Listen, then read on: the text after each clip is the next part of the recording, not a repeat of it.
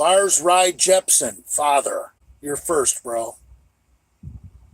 John Smith called me a fat mess. How about a fat, unshaven mess? Knights Templar. I like that username. That's awesome.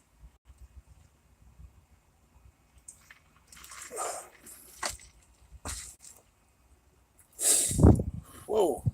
A little breezy today here in New Jersey.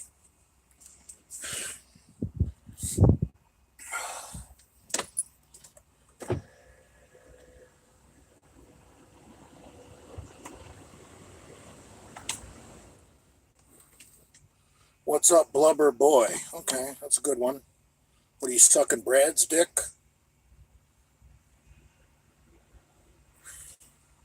It Knights Templar, its secret society. Your hair looks like shit as usual. Well, of course it does, dude. I'm 52 years old. It's thin as fuck.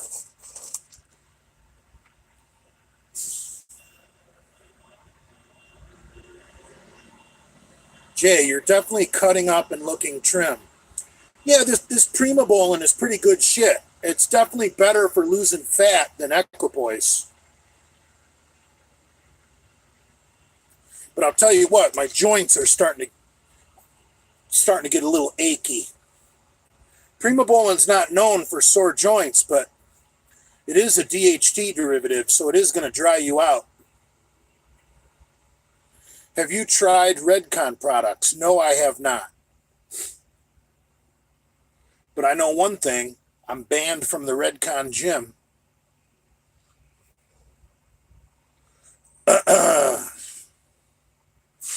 Big Lenny arrest details. I really don't want to go too much into that. The information is out there on the internet. We've all seen the mugshot. We've all seen where he was arrested, what the charge was, what the bail is or was.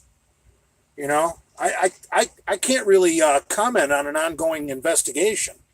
I am an investigator myself, so I've got a code of ethics I have to abide by.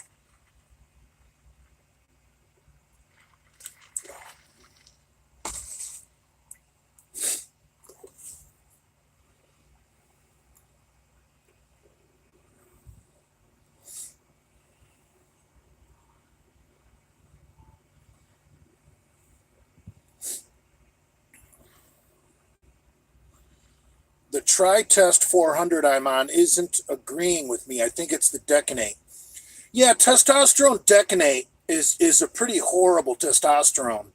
It's an extremely long-acting ester with a very long half-life, which puts it in the bloodstream for way too long. And the longer testosterone is in your bloodstream, the more bad things can happen, like it aromatizing into DHT or estrogen, which are both bad. Definitely get rid of that T400. Just shoot it. Don't throw it away. Just pin it. And get on some cypionate. I like cypionate better than enthanate. I know it's only one molecule shorter, and so it's negligible of how much quicker acting of an ester it is. But hey, every little bit helps. Father, please answer. I'm confused. Sumo versus...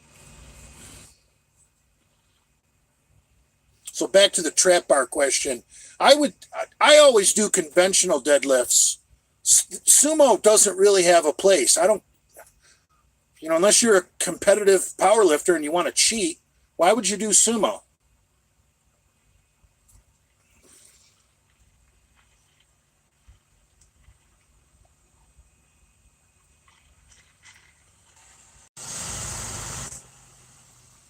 What do you mean putting me to shame? Because Kalura can rack pull 4 plates? Big deal.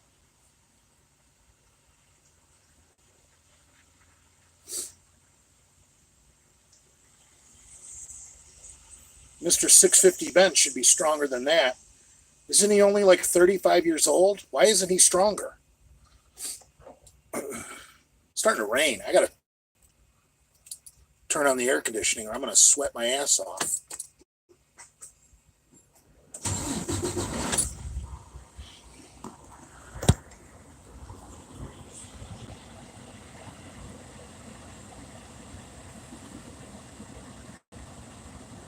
The only thing I ever used trap bar for was when I was training for that strongman show that I got first in the whole state of Florida in the Masters division, Dale. I trained for the farmers because using dumbbells is too big of a pain in the ass. Trap bar is real good for training the farmer's walk.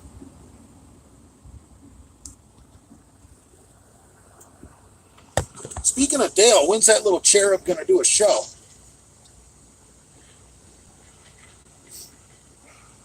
And for those of you that don't know what a cherub is, a cherub, you know the symbol of Valentine's Day and love? That little midget, Cupid? Cupid is a cherub. They're a breed of little people that fly around like fairies, like Dale.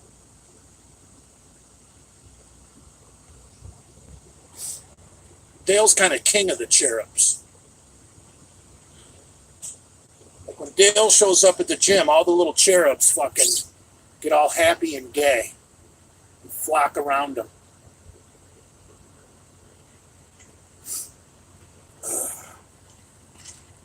That's good with 7-Up.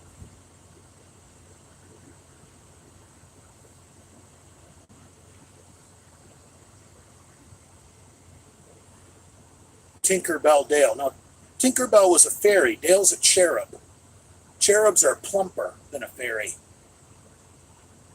I don't know. Why don't you guys Google fucking cherubs? Maybe you could teach me something about cherubs. I just know Cupid is a cherub.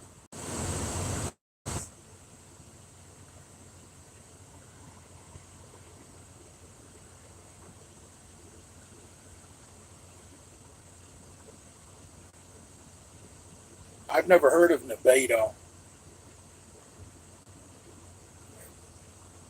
Test is test is test. If it's test cypionate, it's test cypionate. The important thing is you're getting it from a reputable underground lab if it's not pharmaceutical, but yours sounds like pharmaceutical.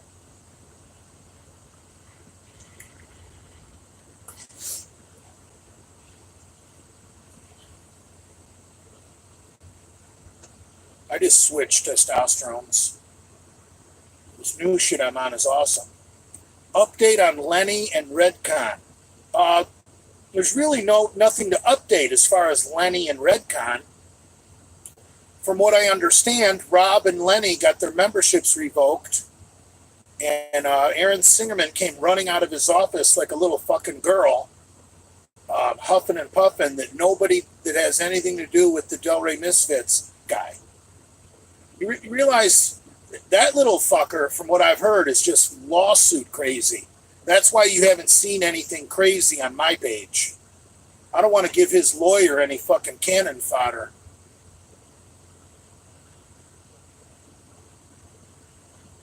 You know that little fucker's just dying to sue me. Well, hey Singerman, I got plausible deniability. Everything that's happened to you, I have no idea why. Nor will I ever.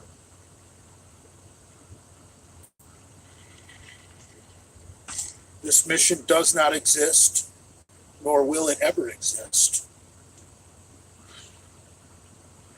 Singerman, where are your papers? To the showers, Singerman.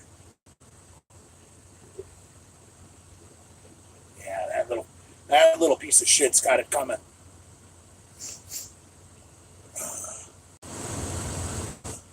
I really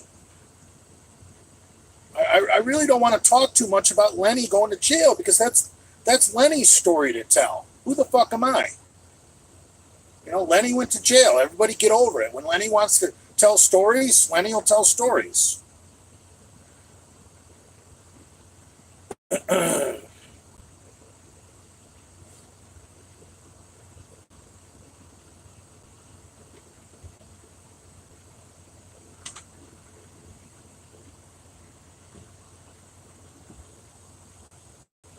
turn on your super chat, Jay.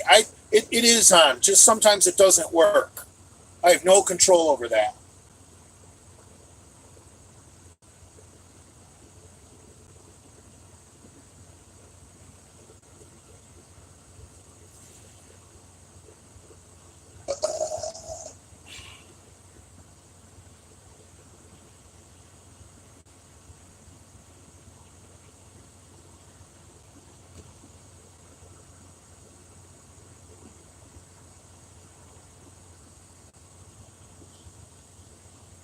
The commies demonetized you, Father. No, they didn't.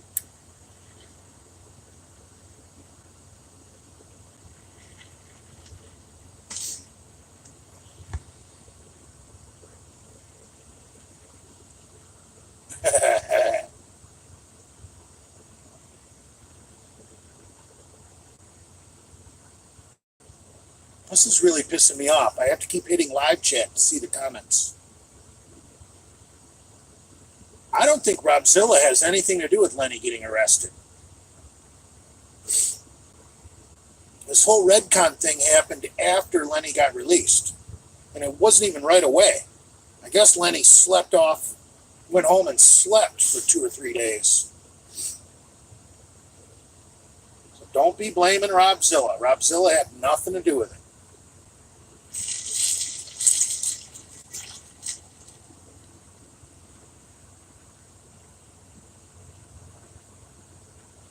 Really sucks it started raining.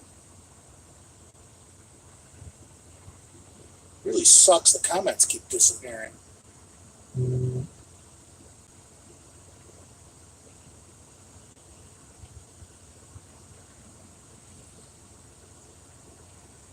This sucks. Oh, if Robzilla was to blame, I'd be calling him out. What the fuck's wrong with you guys? Robzilla's not to blame. I'm not going to make up lies about somebody. That's stupid. Thoughts on the Floyd trial? Well, obviously I'm not watching the entire thing, but from what I know about the trial, I think it's second-degree manslaughter.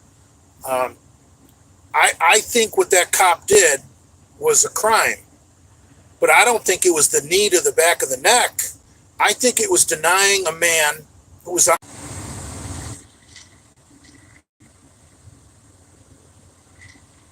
Denying Floyd medical attention is what led to his expiration. He was left there on the ground to expire. He'd be allowed. He was dying of an overdose. He wasn't dying of a knee behind the neck. He needed medical attention. Narcan would have probably woken him right up, but it was too late. I think they're probably going to convict him of something he's not guilty of just because they don't want the whole fucking city of Minneapolis to burn to the ground. When did we start living in fear of PMs rioting? What the fuck? That shouldn't affect our society. Whatever happened to fucking spraying them down with fucking fire hoses and sicking the German Shepherds on them? What the fuck?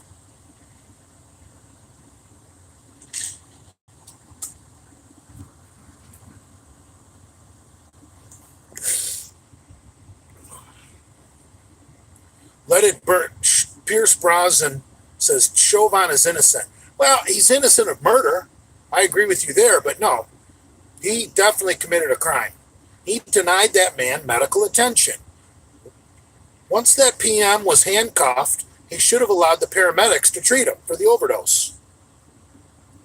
They could have fucking handcuffed him to the gurney and put him in a goddamn ambulance. You know? That's a...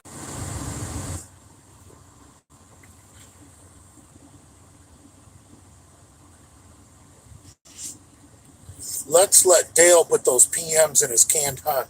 That's funny.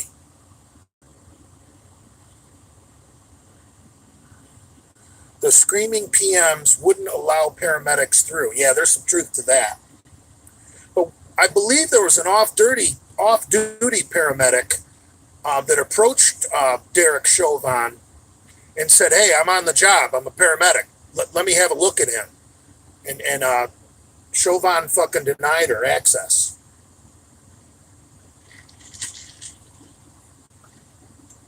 So there was an off-duty paramedic on the scene, even though the PMs were blocking the road so the ambulance couldn't get through.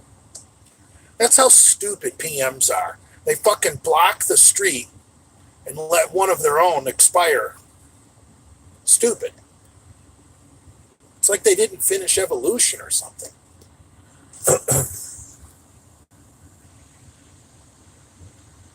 Jay, can you tell us the details of the arrest, please? No, I'm not telling you the details of the arrest. Go online. You can read. From what I heard, someone I know found the fucking police report online. I mean, come on, man. Do what trolls do. I'm not going to sit here and talk about my friend Lenny getting arrested and thrown in jail before his fucking court date. That's fucking stupid.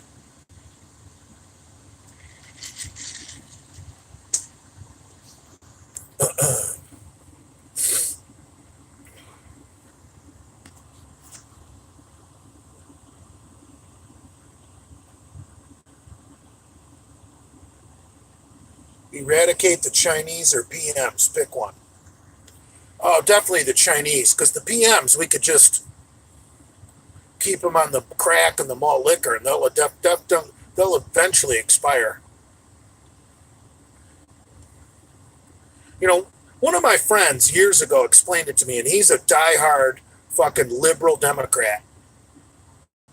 He said, you don't understand. He said the reason we have to give them welfare is because if they had to go out and steal everything, it would bankrupt a month, let them waste it on fucking booze and cigarettes the first couple days, and then let them starve the rest of the month.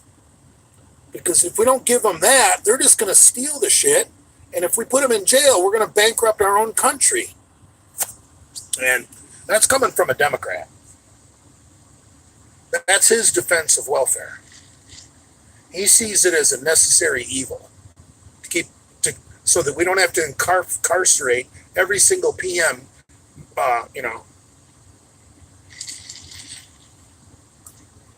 If you think about it, every single one of the males between 15 and 25, we should just lock up for 10 years. Are committed by PMs, male 15 to 25. If we just locked them all up for 10 years, the world would be a better place. Or at least America would.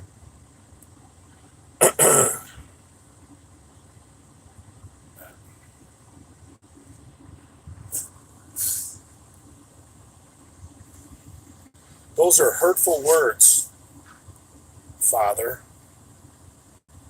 Gas all Jews and PMs. That's fucked up, bro. Makes me laugh, but it's fucked up. Jews aren't usually violent criminals, though. I mean, Jews will rob you blind like Bernie Madoff, but they're not going to jump you and beat you like a PM. And I don't even have a problem with Bernie Madoff. When one rich old Jew steals a bunch of money from a bunch of other rich old Jews, I kind of see that as a victimless crime. I mean, those rich old Jews that Bernie Madoff stole the money from, they stole it from someone else. So who cares? I think we should let Bernie Madoff out of fucking prison.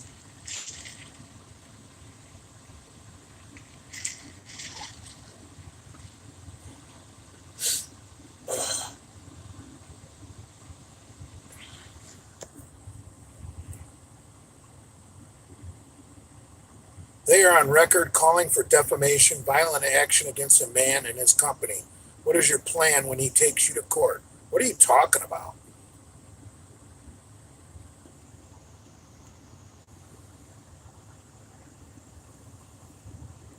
You are on record calling for the defamation.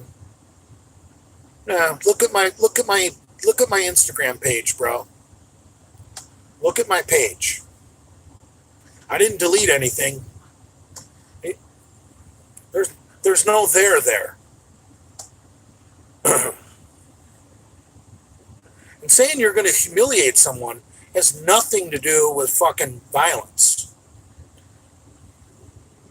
You can humiliate someone without even coming within 6 feet of them.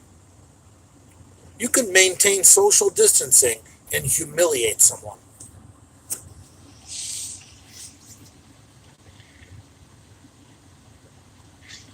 Yeah. There's not even an Order 66 against Redcon on my page. Trust me, I know what kind of man Aaron Singerman is. He's a fucking weasel, and he loves to sue everybody. And there's really nothing on my page he can sue me for. I didn't even call for the boycott of Redcon, let alone a 66.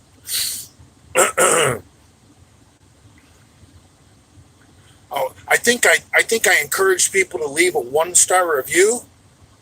Come on, man. Fucking telling people to leave a 1-star review on Google, that's defamation. Come on, man. Come back with something better than that. Stop the funny talk, pal. Jay didn't like the product. Leave a 1-star review. Right. I think that Google page is for the gym.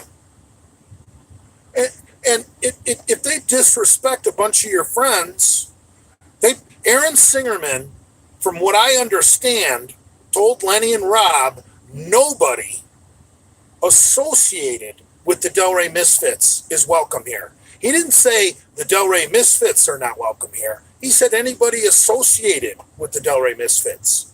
So that could include Hamburg. That could include Dale. I mean, that associated with the fucking Delray Misfits is a whole long list of people. So, you know, if you want to leave someone a 1-star review because he just banned a bunch of your fucking friends, that's your goddamn right. It's fucking Google.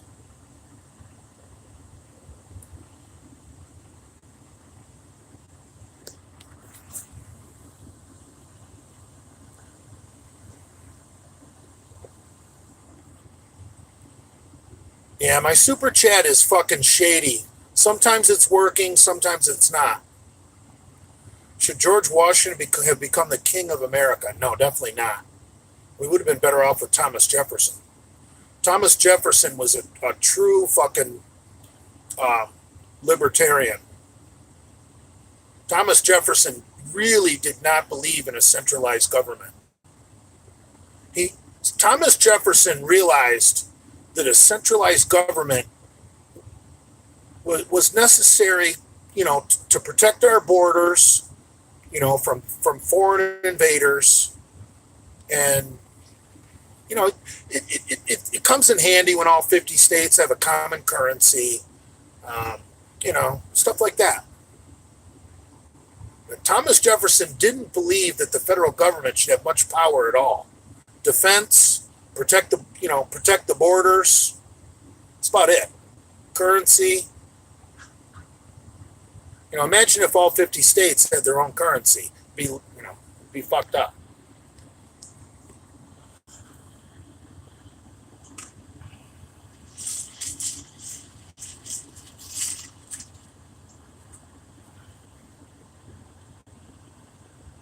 It's kind of confusing though. You know, the founding fathers that believed in states' rights are called the Federalists. It's kind of ass backwards. I would think a Federalist would be someone that was pro-centralized government. But no, the Federalists were people who opposed a strong centralized government.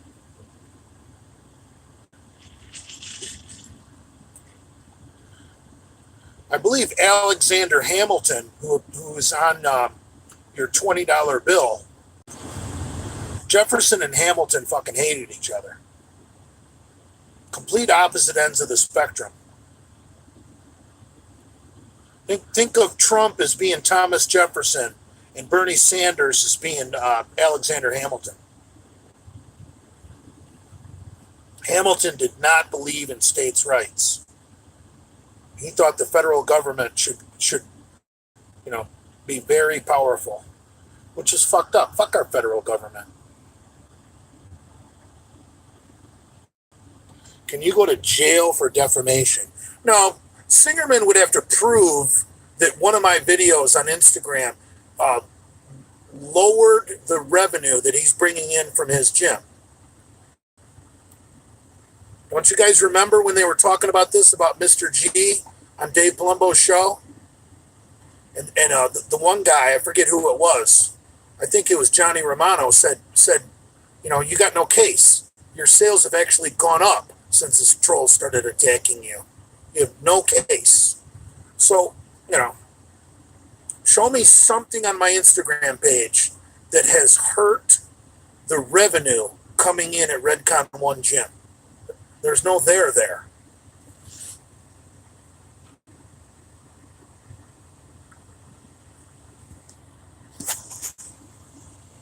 Trust me, I thought about it. If there was something on my page that I think he could sue me for, I would have deleted it by now.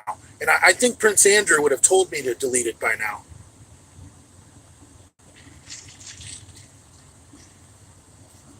Andrew's going to be pissed I said that. Jay, don't do that. They're going to think I tell you guys what to do. So if you're watching this, Andrew, fuck off.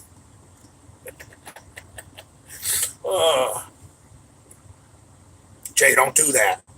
I don't want people thinking I tell you guys what to do.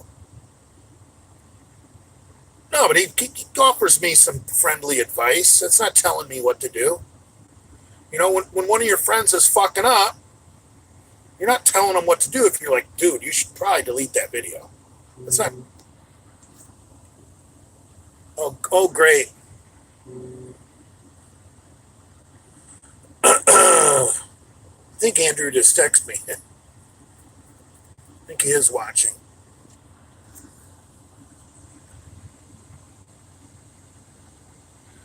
Yeah, but all you do is harass people and their company.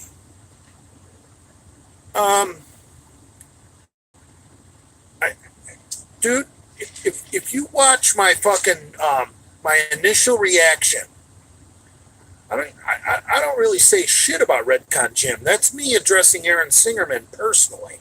Nothing to do with his company. And then the next screenshot I posted is a reply from Redcon Gym to the Grape Gorilla. That's not on me. That's something the Redcon Gym slandered fucking Lenny.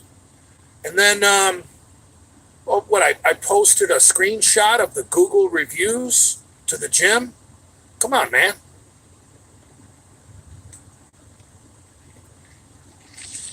About the only thing that's even close to me defaming his business is in that post. I tell people to, I say, Redcon can't delete comments, and don't forget to leave them a 1-star review.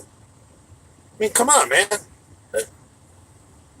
Oh boy, the judge is going to award them $100,000 for that. Come on, man. You guys are just trolling me.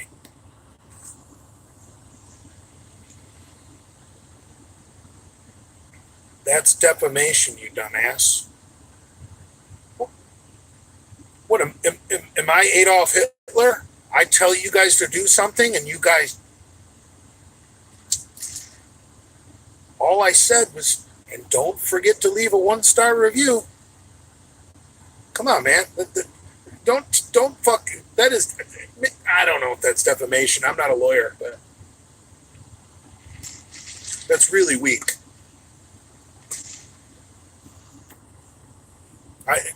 His lawyers probably would fucking say, dude, there's no there. You're not going to... He would have to bring in his books and prove that since I posted that fucking screenshot, that his business has been making less money. He has to prove that what I did is costing him revenue. That's really hard to do.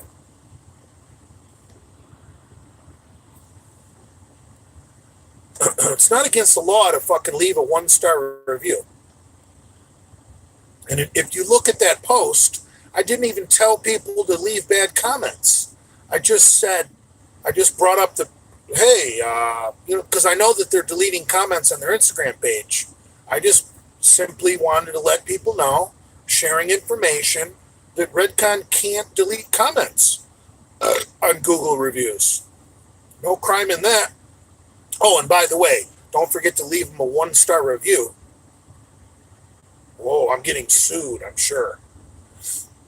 I mean, Singerman could sue me. Of course he could. You can sue a corned beef sandwich, but doesn't mean it's going anywhere.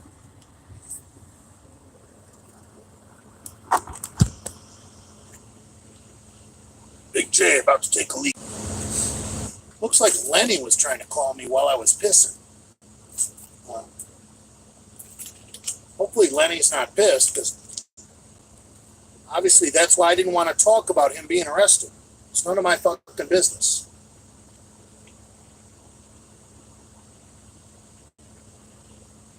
A couple more drinks, I might make it my business, but right now it's not my business.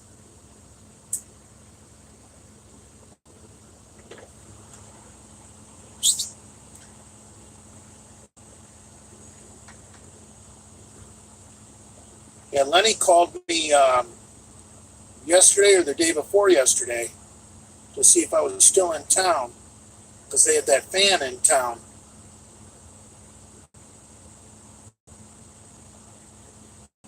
I guess him and Andrew and Brad met with the guy for dinner.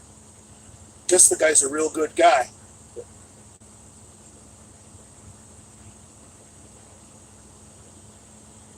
Maybe Lenny wants to go, oh, you can't go live. Shit, I could go live with Lenny on Instagram and let Lenny tell the stories. That would be fun. I'm not drunk enough, I'm coughing.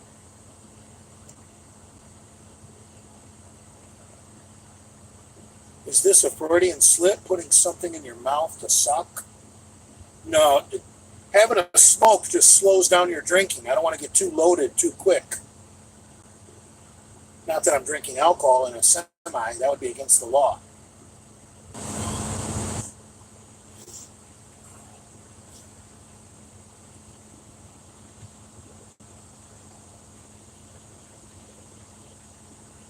Kalura is 200 pounds and on no steroids. He can still outlift you in every lift. Kalura owns Jay. Well, go suck his cock. It's a common fact he lets men suck his cock. Get off my page, asshole.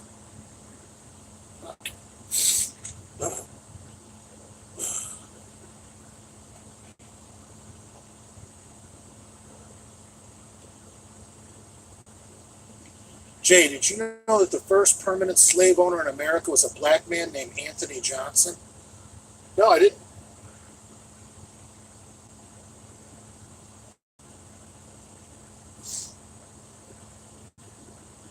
Too much has been made about this slavery bullshit. I mean, it's been 250 years since they were slaves, and look how far they've come. I had a descendant of one of the slaves today at LA Fitness, probably making $10 an hour, telling me to put my mask on, sir. Who the fuck are you? You've been free. Your family's been free for 250 years. You're making $10 an hour. Get the fuck out of here.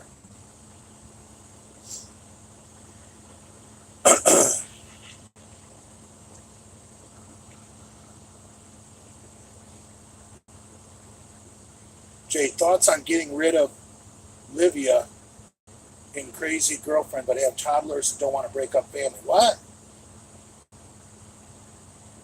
My comments keep disappearing. I can't stand this. Would you own a slave, father? No, I don't trust them. They put glass in your fucking food.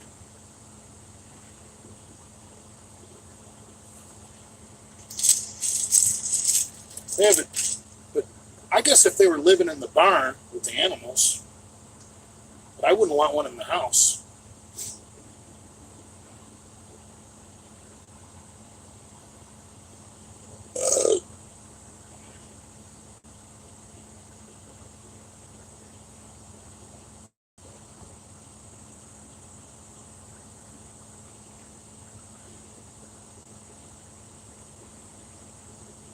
Would you suplex Leo for $15 PayPal, Father? If I could do a suplex, if I was that good of an athlete, I would do it for free. I don't even think I could do a suplex when I was in high school. That's a complicated move. Wind up breaking your own neck and looking like an asshole.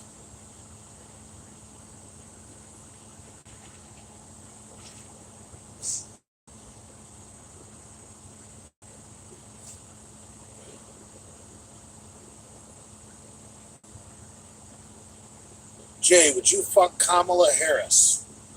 That's an interesting question. Probably, because she's somewhat light-skinned. She doesn't make me want to throw up.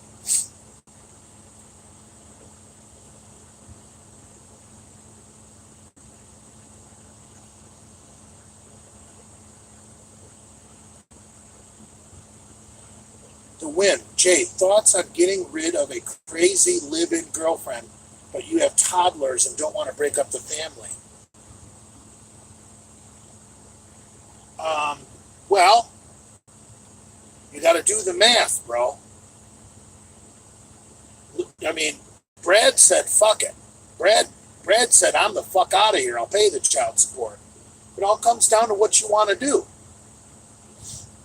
I mean, how crazy is she? Is she going to stab you or get you arrested? Then you probably got to go. But if she's just a normal kind of crazy, that's not as bad.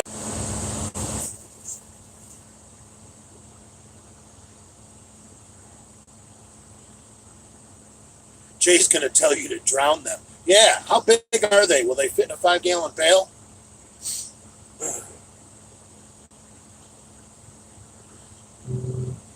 If she's crazy, maybe you could get her to drive a strap the kids in their baby seats and fucking drive the fucking minivan into a lake.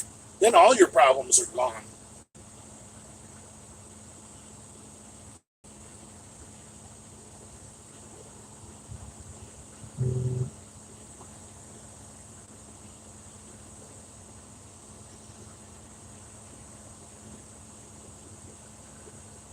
She's crazy and got my brother fired from his job.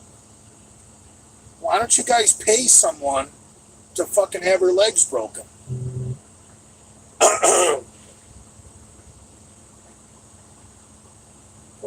Did I say that out loud?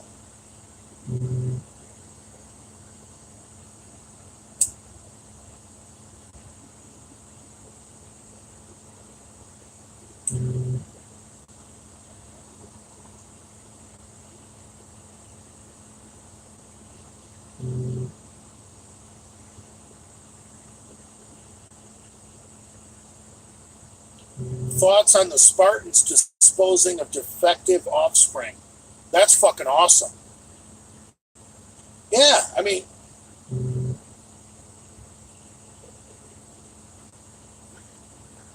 you know, I've often thought of that. You know, you don't see as much autism in the black and the Asian communities as you do in, upper middle class white people. Where are the Asians and the blacks hiding all these autistic children? They probably let them die. You don't see as many Latino autistics.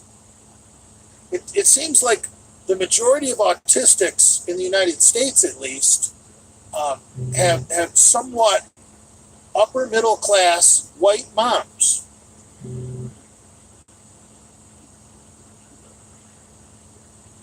So I think that's because white middle class females are weak.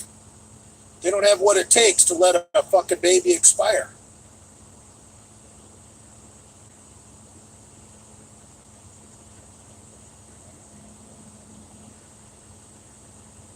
mean, doesn't it, now that you think about it, isn't just about every autistic person you know of or have heard of is fucking white?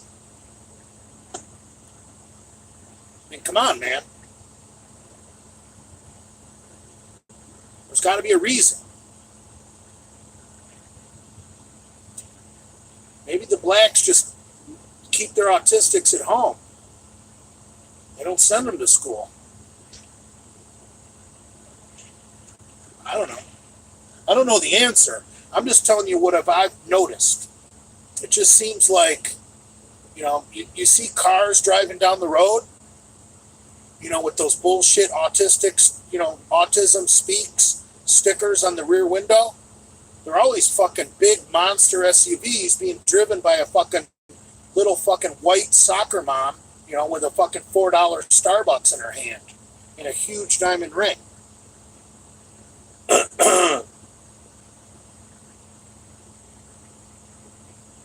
I think the majority of autistics in this country are born to party girls who stay single and then they wind up finding a sugar daddy later in life, and then they have kids way too late.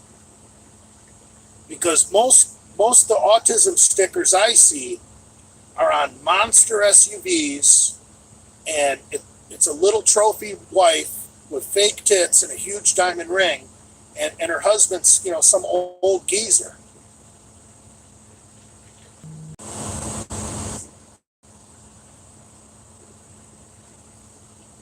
What's wrong with fake tits now? I didn't say there's anything wrong with fake tits.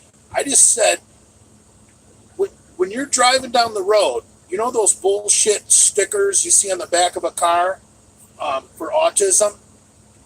They're usually on a fucking black Chevy Tahoe, a loaded fucking SUV, and there's some fucking bleach blonde fucking dipshit driving with a huge diamond ring, and she's got some fucking old geezer.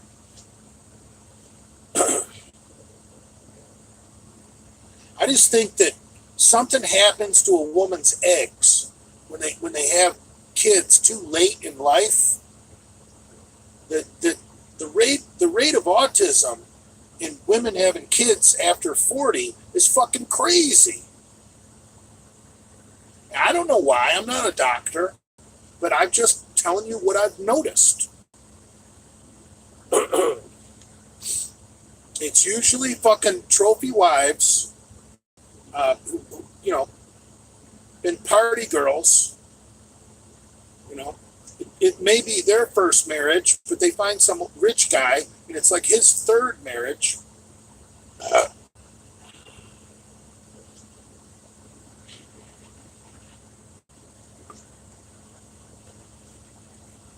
Do your own survey. Go driving around right now looking for autism stickers on the road.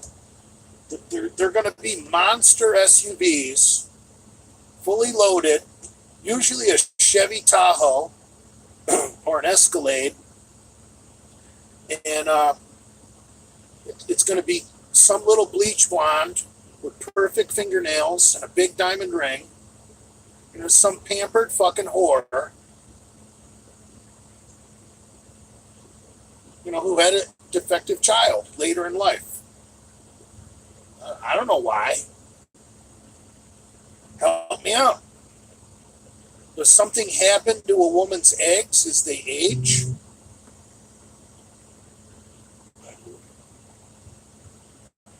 I don't think the problem is the sperm. I think it's fucking old eggs.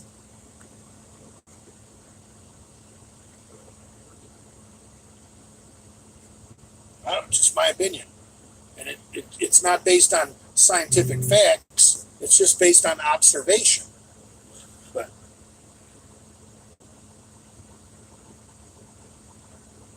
worth a thought.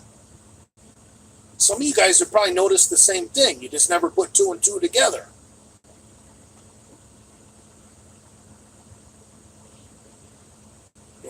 You don't see fucking struggling fucking couples in their 20s with all these autistic babies. Well, I guess you do, but not as rampant as a woman in her 40s having her first child. Oh, maybe I'm wrong. I'm just telling you what I've noticed.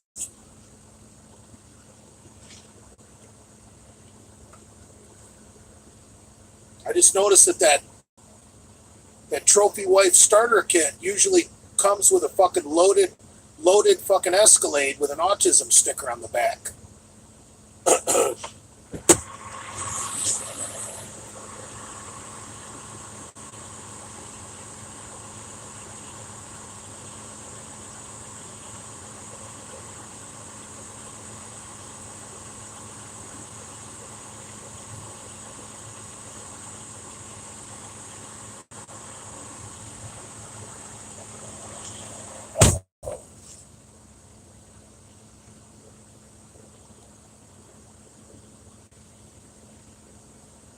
Jay, can you please fucking POV through a big city, please? It helped me with my depression.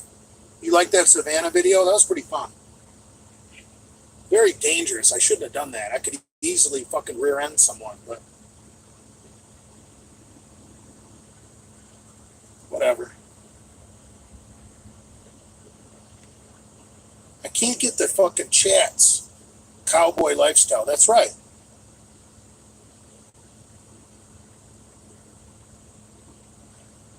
Jay, how many transsexuals do you think there are in Hollywood? I have no idea.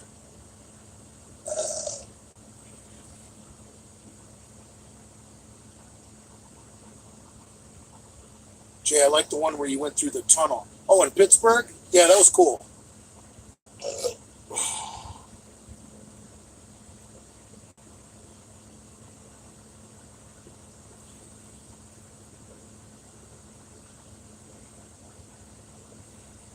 You guys see Dale Chance's last story?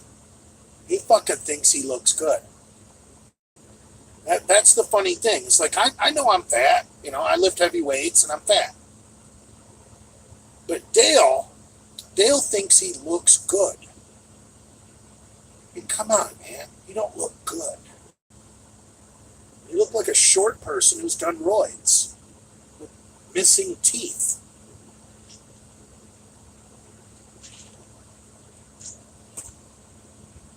And no high school diploma.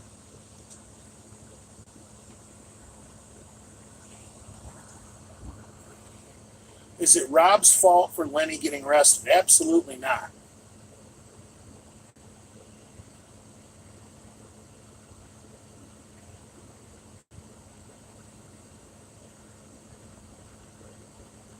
I don't think Rob even knew Lenny got arrested.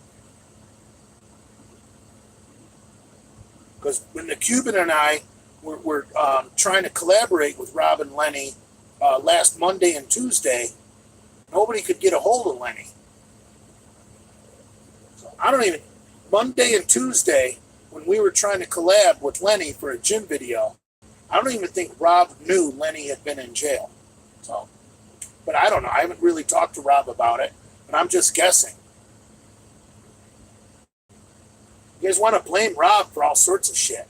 Why don't you be thankful? Thanks, Rob, for keeping the Mets alive. Thanks for being a good friend to Lenny. Thanks for filming.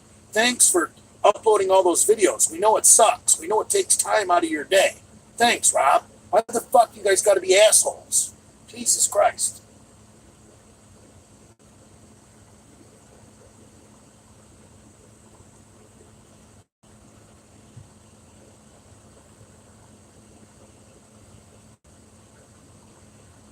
Who is the bigger loser, Dale or Kalua? Kalura, please provide evidence. I don't think Dale's a loser. Dale's a family man. He's got a good job. He's got a nice Mustang, a nice Harley. He's got a nice Ford F-250 with a V10. I'm sure he owns a house. It's, you know, probably somewhat nice. I'm sure his wife, I don't think his wife works, so it's probably clean and nicely decorated. You know, Dale's not a loser. I never said Dale is a loser. I just think it's funny that Dale thinks he looks great, and Dale gets so pissed off when you you mentioned that he can't win a bodybuilding show, and then he, him and that clown that he pays for meal plans, that Irish twink, you know, they like to bring up the fact that Dale has won a show. Well, technically, Dale won the heavyweights at like the Northeastern Boone County Classic. Cornelius got Dale into some novice show, and Dale won his weight class, and then Dale got his ass kicked in the overall. So, yeah, Dale does have a first place trophy. He's got one. I give him credit. Dale did win his weight class. He didn't win the show. He won his weight class. And, the Northeastern Boone County Classic. Whatever. It is what it is. Dale's not a loser. I don't think I ever said Dale's a loser. And if I said Dale's a loser, that's just a figure of speech. You know how you say somebody's a loser? You don't mean they're really a loser.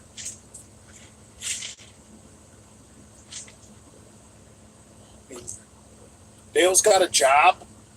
He's been there for several years. I'm sure he provides health insurance for his entire family. They probably, have medical, optical, dental. Now, Dale might be a loser because he's got dental insurance and he's missing a bunch of teeth, but that doesn't mean he's a loser. He's just a loser for, buying a Harley Davidson and a fucking 66 Mustang and not fixing his teeth.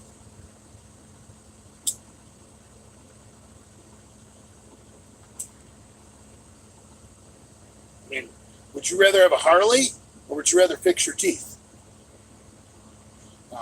See, that's the thing with Harleys. People that own a Harley don't care about their teeth. But that doesn't make Dale a loser. Dale's a good guy. I don't really even hate Dale. I just love trolling Dale because he gets so mad. And the best thing, my favorite thing about Dale is when Dale says, it doesn't bother me when you guys troll me. Okay, Dale, it doesn't bother you. We can tell. I would actually, considering where Dale came from, Dale's a winner.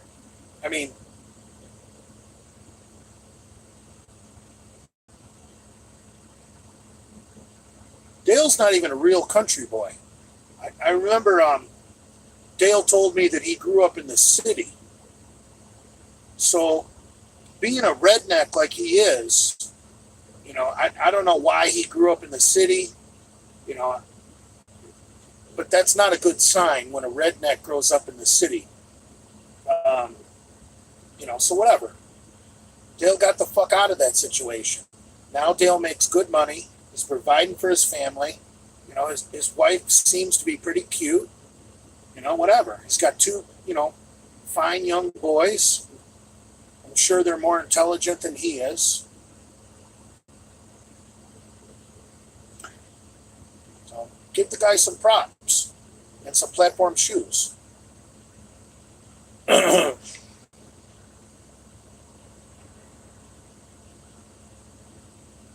What about Kalura? I really don't know Kalura's story. So I can't really comment on it. I don't know what he's got going on up there in South Carolina. All I've heard is rumors.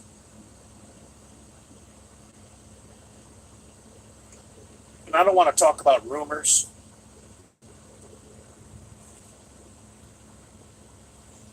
I think the whole cat thing is a little weird. I personally like outdoor cats. I have no problem with outdoor cats. Like, fuck. I'd love to have a fucking house out in the country with a barn and a bunch of outdoor cats. That'd be fun as fuck. But I'm certainly not letting cats in my house. Especially if I lived in a fucking apartment. Having a bunch of cats in an apartment, that ain't right, man. The whole place must smell like a litter box.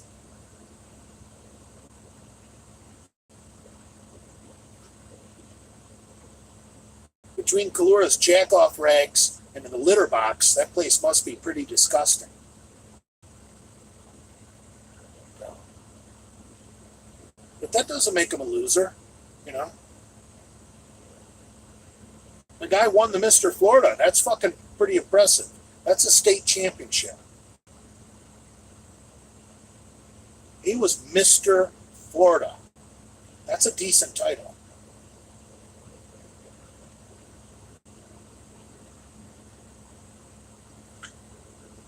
I don't know if he's a loser. And you know, you can't really call someone out on being a loser for their income. You know, Dale likes to brag about how much money he makes. That kind of makes him a loser. You know, I don't make fun of people's jobs. You know, look at me. I have a college degree and I'm driving a truck. You know, someone makes fun of my job. I want to punch their face. Yeah, I have a job and I support myself. You know, I could be on fucking food stamps. I'm sure a lot of you guys have moms on fucking food stamps. Especially, or a lot of you guys that are living in Europe. Shit. A lot of you guys that live outside the United States, I'm sure you guys have parents that fucking live in a little fucking apartment fucking bullshit. Does that make you a loser? No. As long as you're doing better than your parents.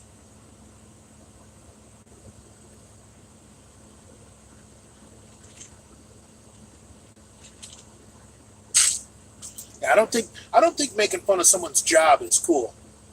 Making fun of someone that's unemployed, living off the government, now it's game on, motherfucker. You know? If you don't work and you're just taking handouts, yeah, you're a loser. And I don't see Dale taking handouts.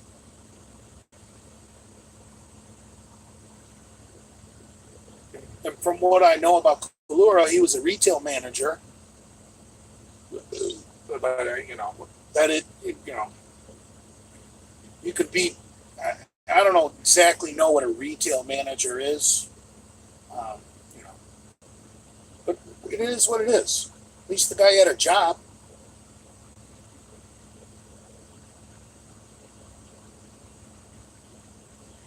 And making fun of someone's vehicle isn't cool either.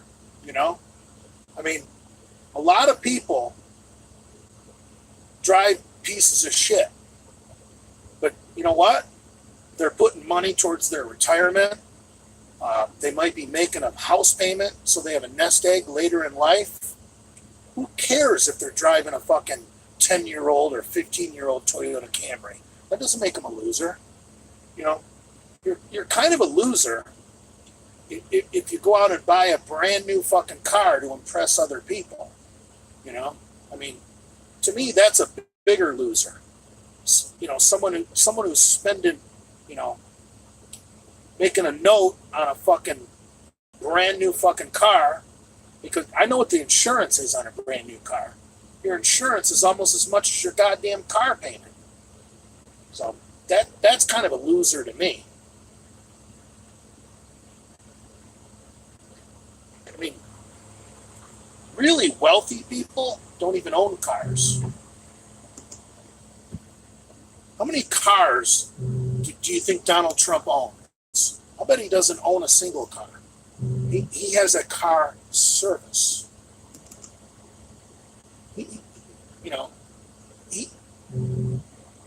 Wealthy people get on the phone and call their car service and say, yes, I need to be picked up at 2 o'clock. Trump has got so much money, he doesn't even have to pick up the phone. You know, his people arrange the car service.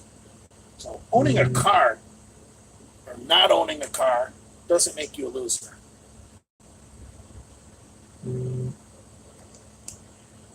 know, blowing half your paycheck on a car payment, that's loser.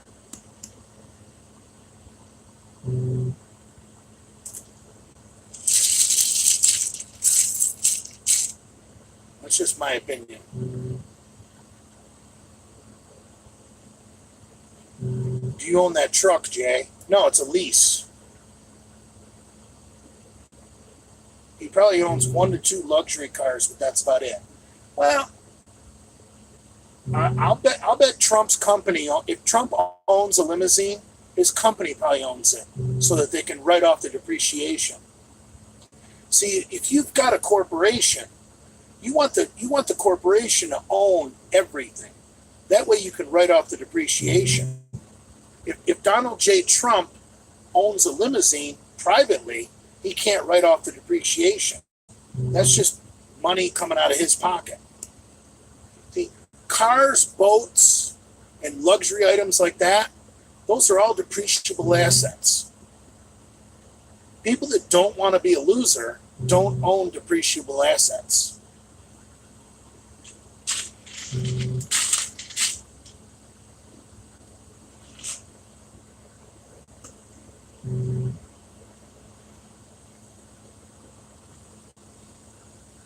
Are you into kinky sex?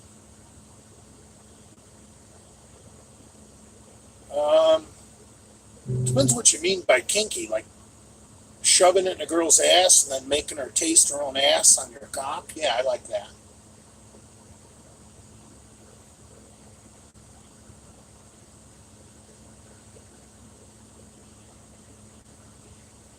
What's better? What's better than doing ATM on a chick, ass to mouth? Taking it right out of her ass and putting it in her mouth. You're treating her like a fucking piece of property. You wouldn't even do that to your dog, but you're doing that to your old lady. That's awesome.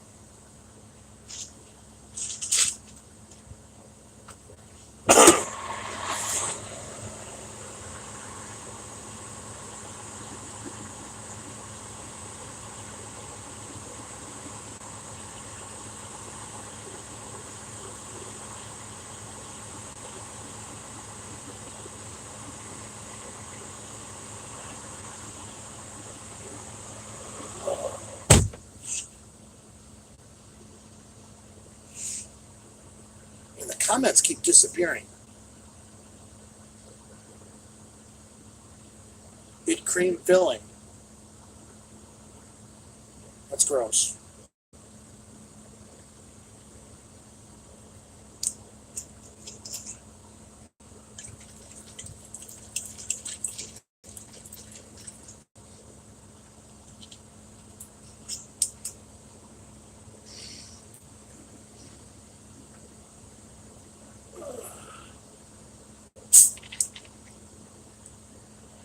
This is really pissing me off with the comments.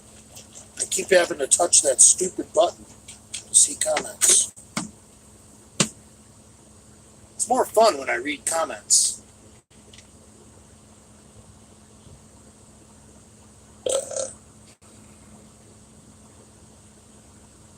Father, take it off full screen. I don't know what that means. Redcon1, order 66. Now that was a comment, Singerman. I didn't issue a 66. I just read a comment.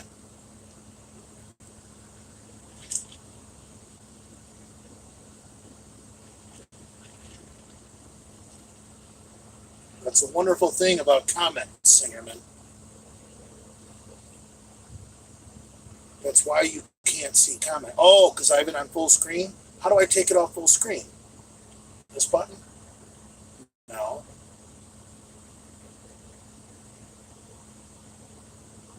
I don't know how to do what you're saying. Sometimes it works, sometimes it doesn't.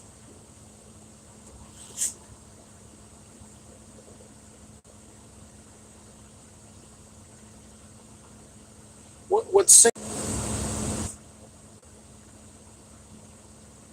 don't have a house. I don't have a car. I'm a loser.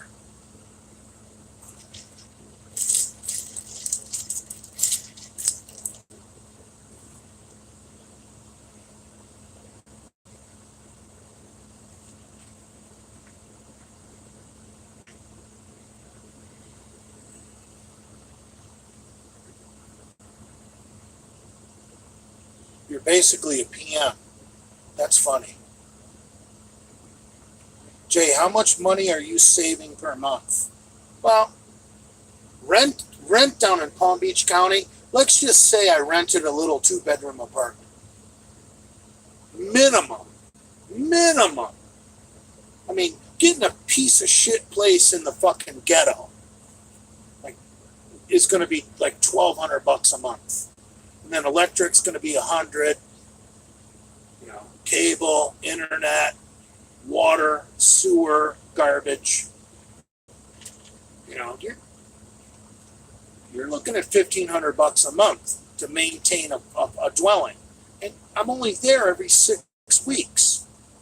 You know, I try and stay on the road every 6 weeks, so it's cheaper for me to get a hotel room, even if I couldn't stay at my mom's or couldn't stay at my girlfriend's. It's still cheaper to stay at a fucking hotel than maintain a dwelling. Now, if I was good with money, yeah, maybe it would be a good investment to buy a home. You know, be making a mortgage payment. You know, but a mortgage payment is kind of like a white trash savings account. You know, yeah, you own a house.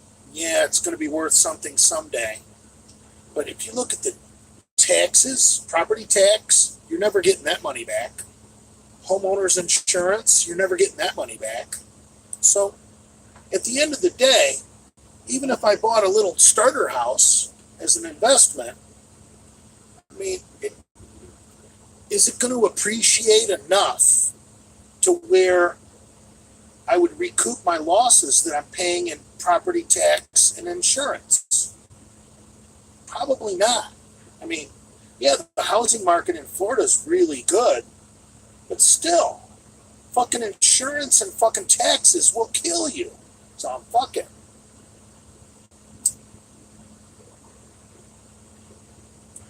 I'm going to inherit my mom's condo anyway. I don't have any brothers and sisters. So I'll get a house someday. Fuck it.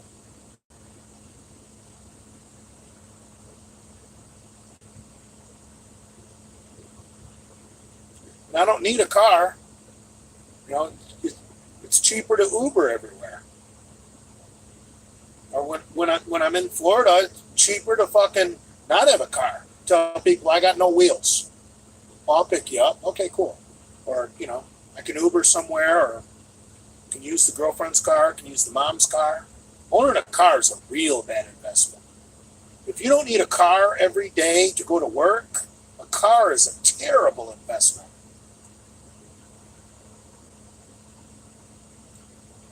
I mean, think about what it costs you to own a car. I mean, fuck. You can Uber or Lyft all over the motherfucking place and still spend less money than owning a car, unless you need a car for work. If you don't need a car for work, I wouldn't own one.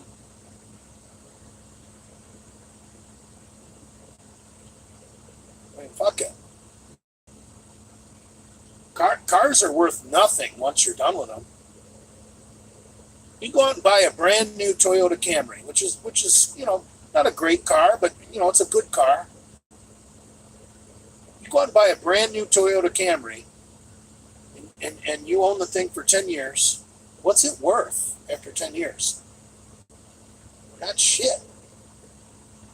5-6 grand. You paid 30 for it. Come on, man.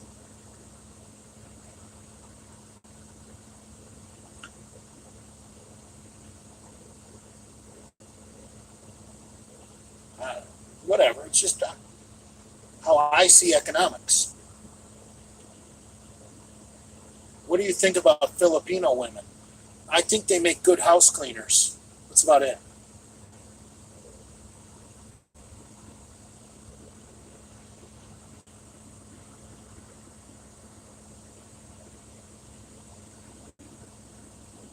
You can't take an Uber for a nice, relaxing drive to the coast when you feel like it. Well, down in South Florida, we pretty much all live by the beach. Even Prince Andrew, who lives way out west, he lives close to the beach.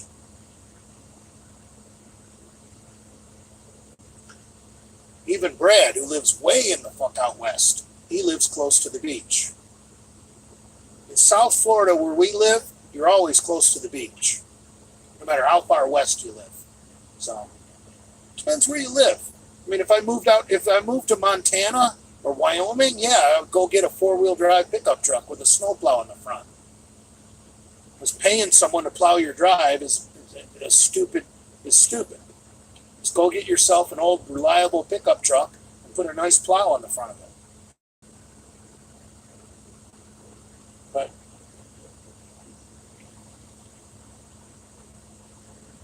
this topic is getting boring. I mean, I know some of you guys that want to deal pussy, you got to have a car. You know, chicks are stupid. Chicks don't care about your future. Chicks don't care about how you view economics. All chicks want to tell people, they want to text their girlfriend, oh, he's taking me to dinner in his Beamer. You know, meanwhile, you got the cheapest Beamer money can buy. You know, but hey, for some guys, if that gets you laid, it was worth it. You know? Fuck it. It's where your priorities are, guys. I mean, fuck it. I'm not saying my way is the right way. It's the cheapskate way. I mean,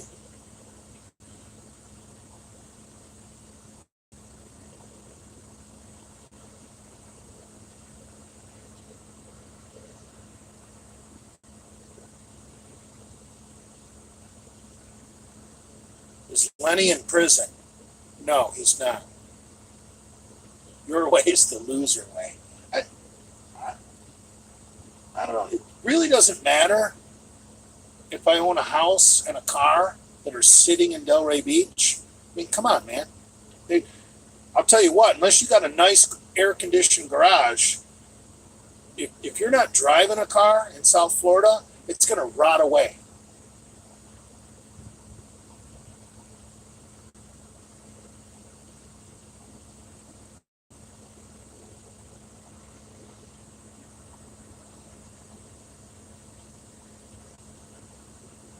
The shirt's really not orange. It looks orange on camera, but it's red. It's kind of a weird kind of red. Like weird energy red.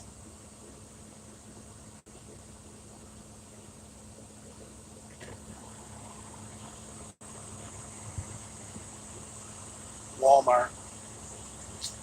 This is actually a real Under Armour, you fucking loser. This isn't one of my Walmart shirts. This is a real Under Armour. You guys are... See, you guys can be losers.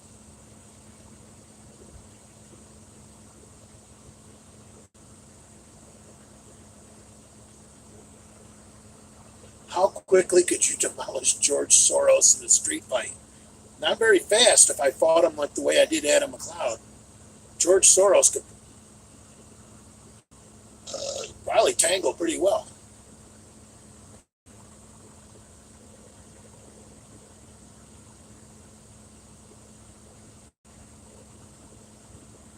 Head or center mass if a PM charges you. Are you talking about with a gun? Always shoot for center of mass.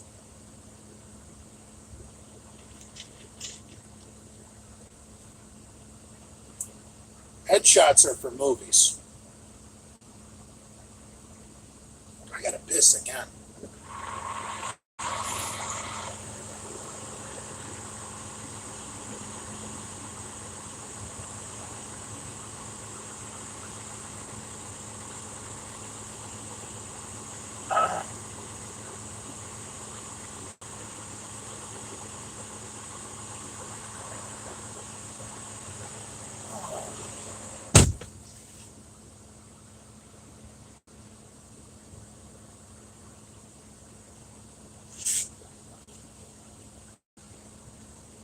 Jay, do you wipe back to front? No. Usually when I wipe my ass, I put the toilet paper up towards my ball sack and wipe up. And then One of the very last wipes, you go in the opposite direction to catch any debris. But you don't want your final wipe to be in that direction. Like, let's just say if it takes 5 or 6 wipes to clean your asshole, you might want the first 4 to be front to back, and then maybe 1 going down, and then the final one you want to go front to back. That's the proper way to clean an asshole.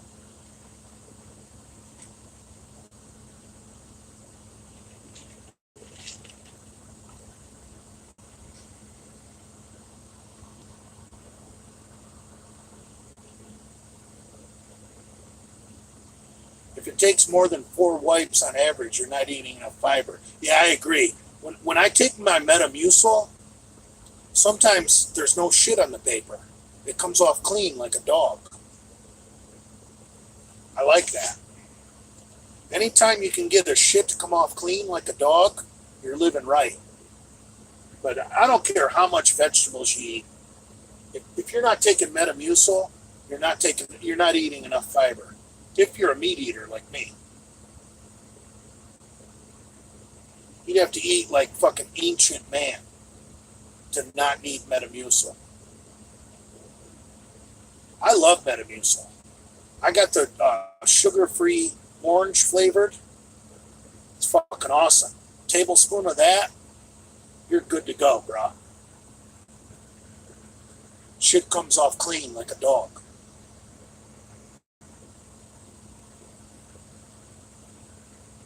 Do you carry pepper spray? No. I got the wasp and hornet spray for PMs that approach my window in my truck.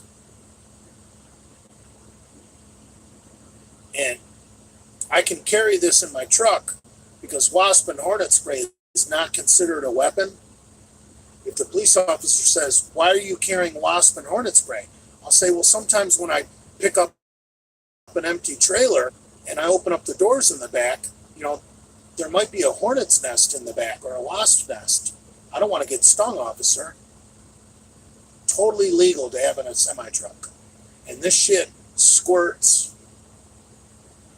What's it say? Does it say how far it shoots? No, it doesn't. Kills on contact. Ooh. Yeah, this shit's nasty.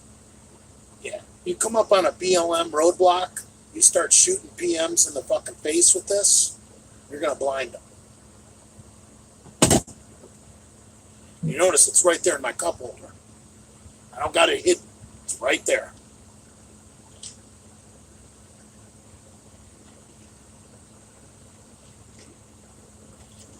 Especially if you're close range. Like if someone comes up to my window and I say, "Get the fuck away from my truck," and they get mouthy, they're fucked. They're absolutely fucked. They're going to wish I hit them with pepper spray.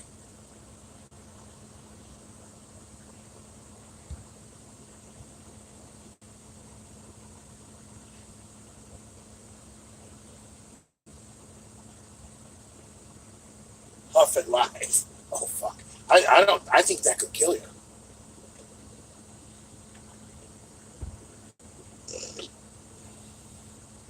Have you guys ever used wasp or hornet spray? Spray's like 30 fucking feet.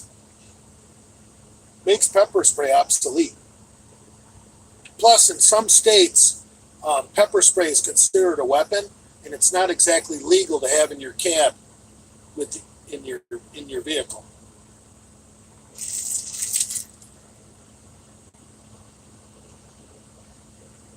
That's why instead of some states, a baseball bat's considered a weapon. That's why you want to have a hammer. A hammer is not a weapon. A baseball bat is. As stupid as that sounds, it's the way the police are. I've heard of them giving truckers problems for having a baseball bat. But if you got a hammer, no problem. It's a tool. Because, a lot of truckers carry tire thumpers. When you do your pre-trip inspection, you're supposed to check your tire pressure. So I don't know if you guys have ever seen a trucker doing his pre-trip inspection every morning. They get out and they bang all the tires, make sure they don't have a flat. Well, they make these little baseball bats. They're called tire thumpers, and in some states that's considered a weapon. But a hammer is not. So most truckers carry a hammer as their tire thumper.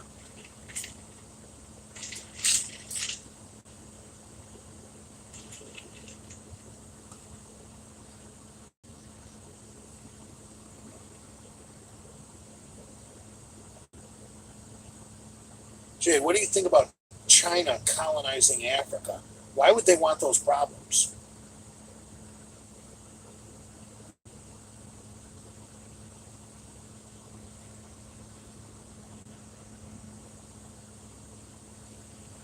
A hammer won't stop 30 angry PMs.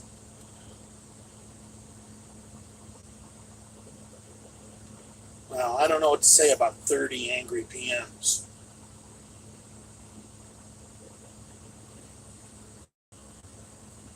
A situation like that, you might want to break the law and have a high capacity handgun, like a Glock.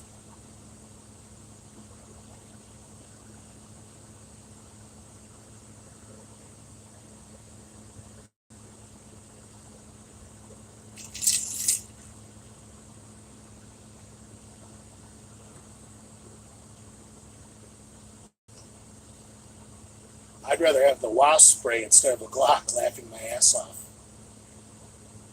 Yeah.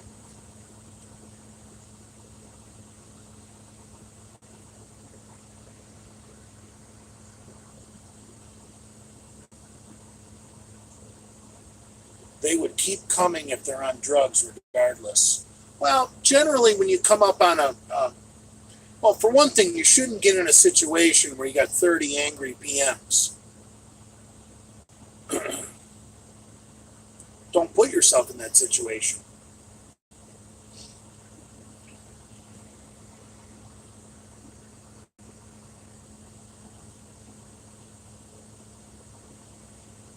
Oh yeah.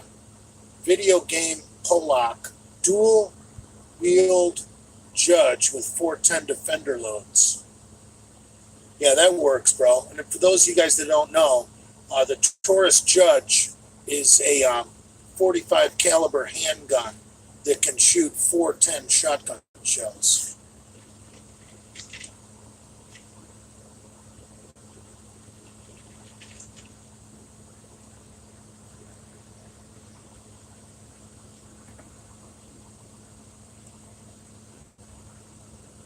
Jay, do you think you would have made it into the SS? I don't know. I don't exactly have pure Aryan blood because I have a Maltese grandmother. Malta isn't exactly the purest blood. It's kind of like being Sicilian. But other than that, I'm Aryan as fuck.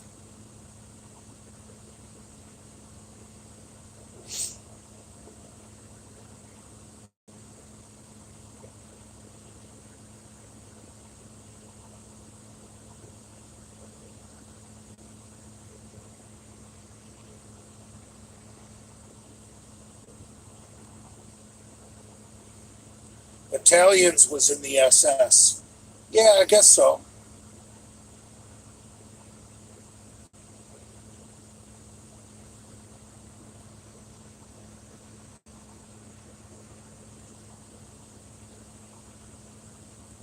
Would you rather meet Hitler, Stalin, or Kim Jong-un? That's easy, Hitler, all day long. Why would I want to meet Kim Jong-un? A short little fat fucking Asian man? Come on, man. Stalin's a piece of shit too.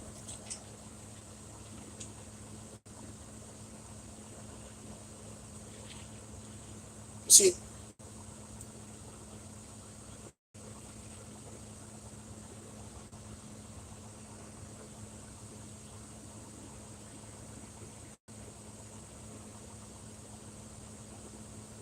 what was Hitler's biggest mistake?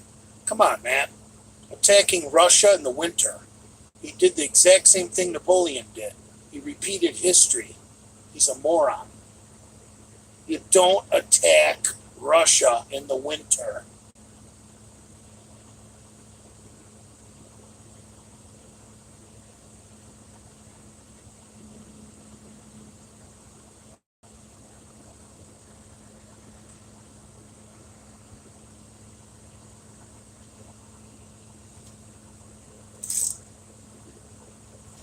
Jay, do you think he would have had a good night out with Hitler in Berlin? No, he's a fucking weirdo.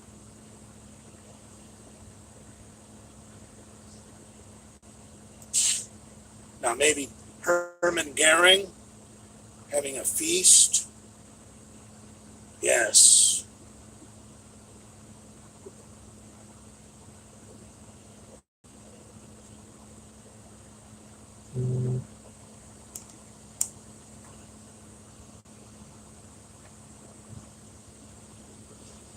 Jay, you are Hermann Goering. That's funny. Casper Nielsen wants to know what PM means. Someone enlighten the gentleman.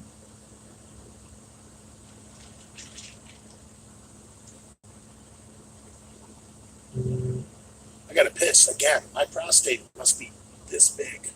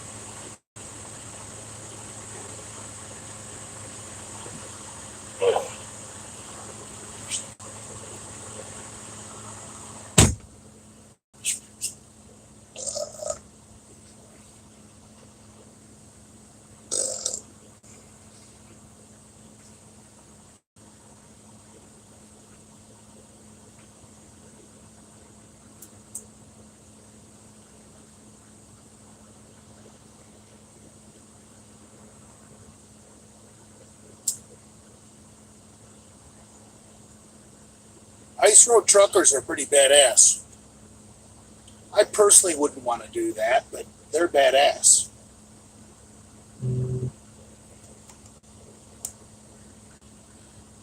For one thing, with chains on your tires, you can only go about 45 miles an hour. And those guys don't deal with regulations. Shit, some of those ice road truckers, they drive for fucking 18 hours. I wouldn't want to do that.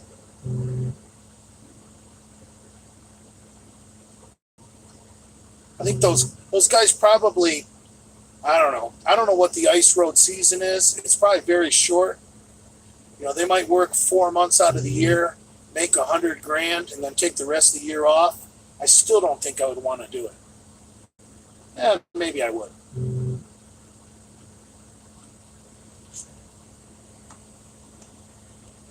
$100,000's good money. I mean, not to Dale.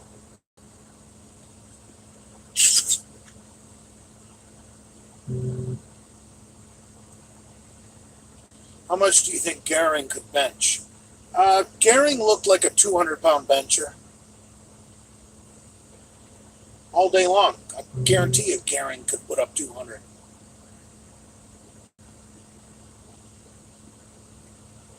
I don't know if you guys have seen pictures of Air Marshal Goering when he was a World War I flying ace.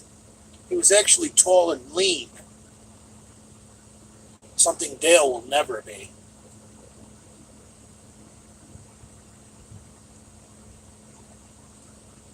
Goering was a World War I hero. He was a flying ace.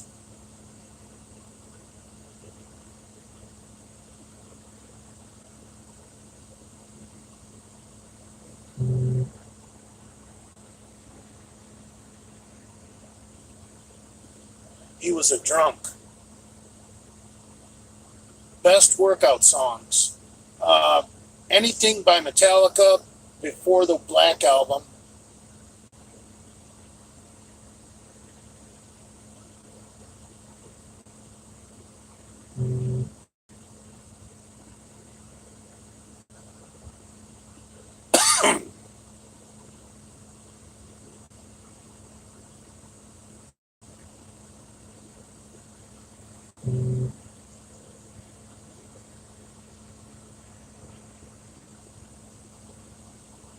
Yohimbe bark is bullshit.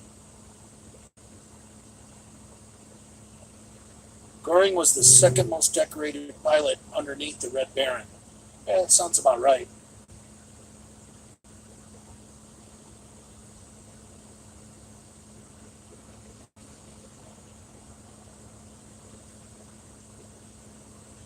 Father, did the PM at the gym intimidate you? No, he was just a fucking piece of shit trainer, and he's like I think he called me buddy. I think that's what pissed me off. He didn't say, "Sir, you need to put your mask on." He said, "Hey, buddy, you got a mask. You need to put it on." And I had my mask on my head like a do-rag, and when he said that, he pulled his mask down, and I said, "You just pulled your mask down to tell me that." He's like, "Yeah, but yours has been down for 10 minutes." I said, "Oh, Mr. Authority." And he said, "Yeah, I am. I actually do work here, and I'll have you thrown out of here if you pull it off again." I said, I looked at him after I had my mask back up, and I said, "Well, I'll pull it off when I'm ready to go." And he said, "Yeah, you will." Come on, man. Some $10 an hour fucking trainer at LA Fitness. Come on, man.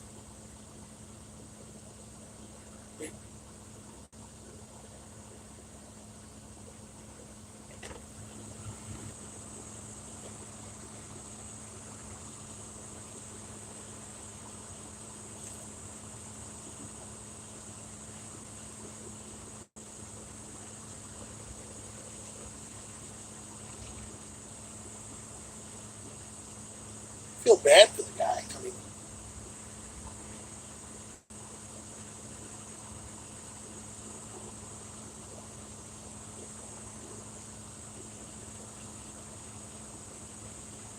Saddam Hussein could bench a lot. He used to lift and swim all the time.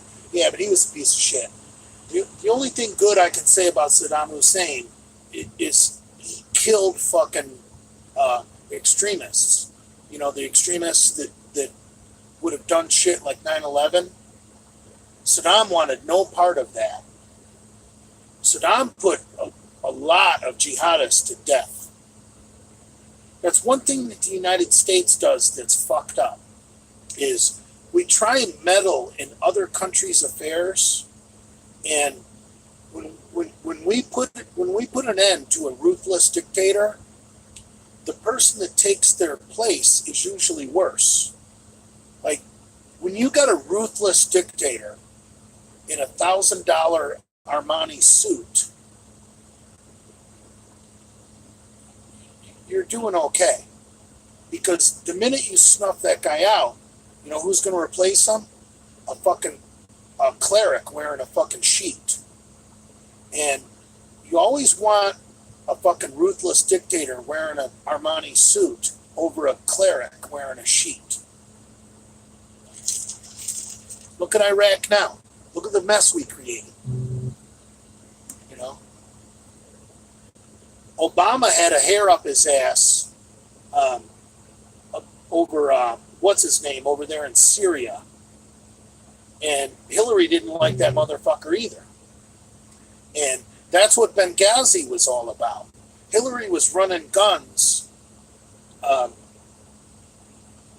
to try and fund the Syrian fucking rebels that wanted to overthrow the ruthless dictator in Syria. Why do we want to overthrow a ruthless dictator?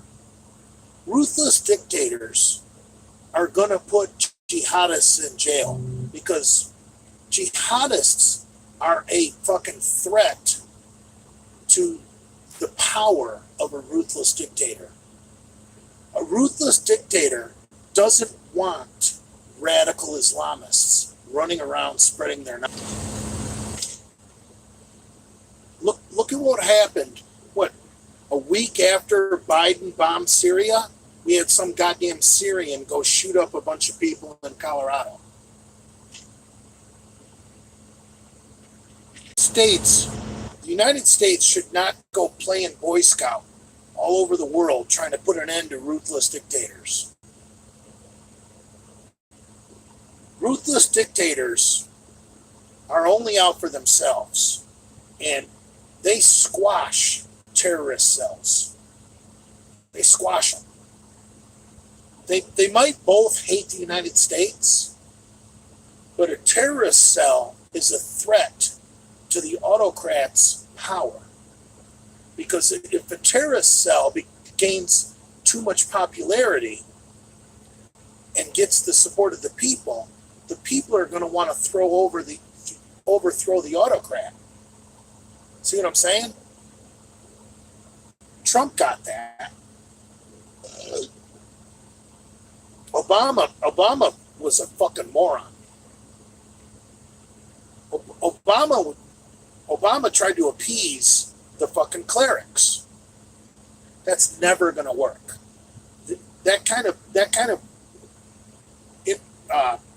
international policy is never going to work. You know, Obama fucking dropped off all that money on the runway to Iran. How well did that work out?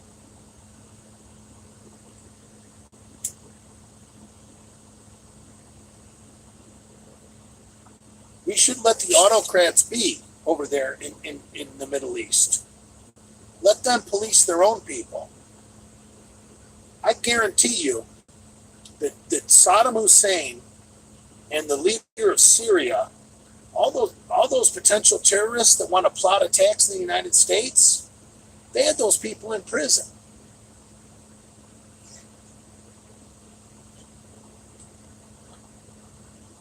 Whatever.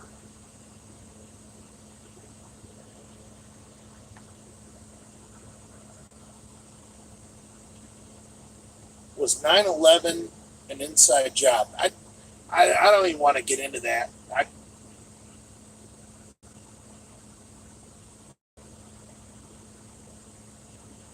Anybody who thinks George Bush was in on 9/11 is a moron.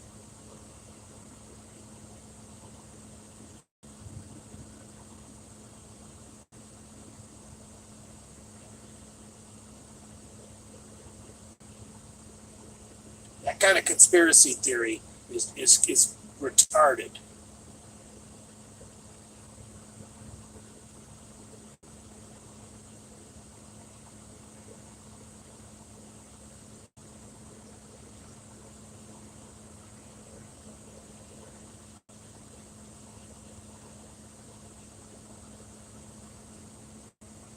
Bush's cousin was head of security for the Twin Towers.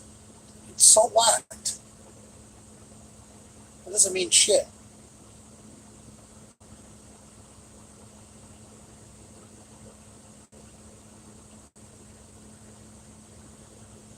My third cousin dropped more bombs on Vietnam than any other Air Force pilot in the history of the Vietnam War. General Bill Masterson. Look him up. William Masterson, United States Air Force. General Bill Masterson dropped more tonnage on Vietnam than any other pilot in the history of that war.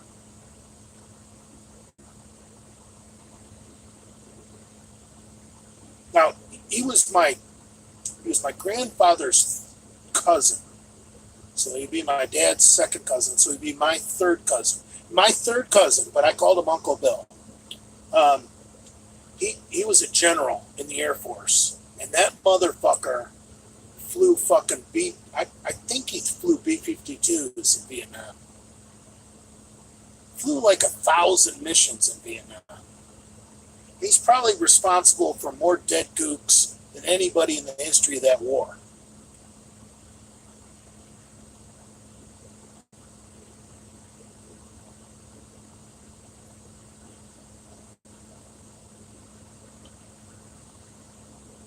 I wish he would have got Nate's village. Imagine if he would have bombed Nate's village and we didn't have to deal with all this Nate and Libya bullshit.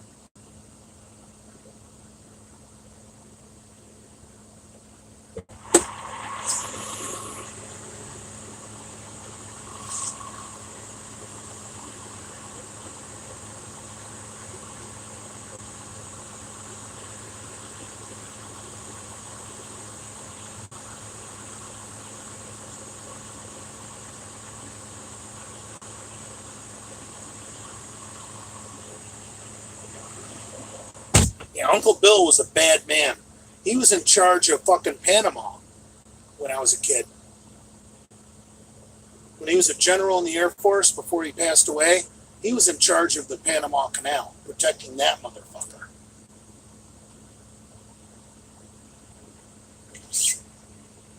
Before that, or no, after that, for doing such a good job in Panama, they retired him to Oscoda, Michigan, where he ran that Air Force base in Oscoda, Michigan. He ran the whole fucking base.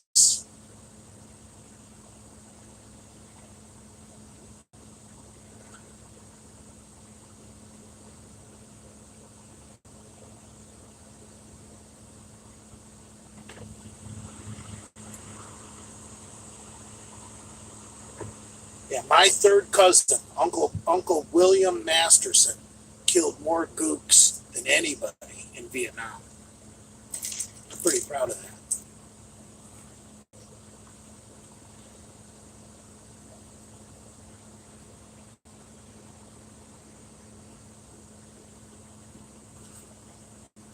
Hamburg is going to kick your ass the next time he visits the Misfits. I haven't heard anything from Hamburg. Hamburg kind of fell off the face of the earth. I heard that last time I heard, Hamburg told somebody, I want nothing to do with anybody with the Delray Misfits. And then Hamburg, I haven't seen hide nor hair of him. Whatever, I don't care.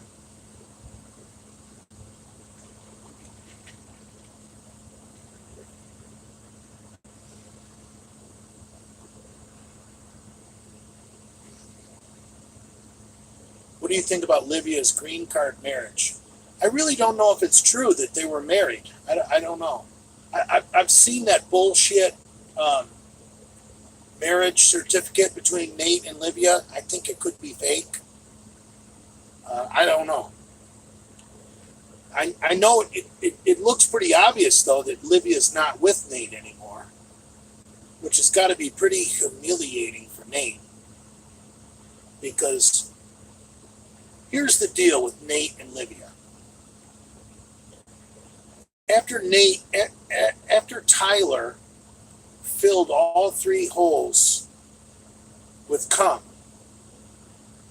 Nate took Livia back and said there was no cheating because technically they were taking a break, in quotes.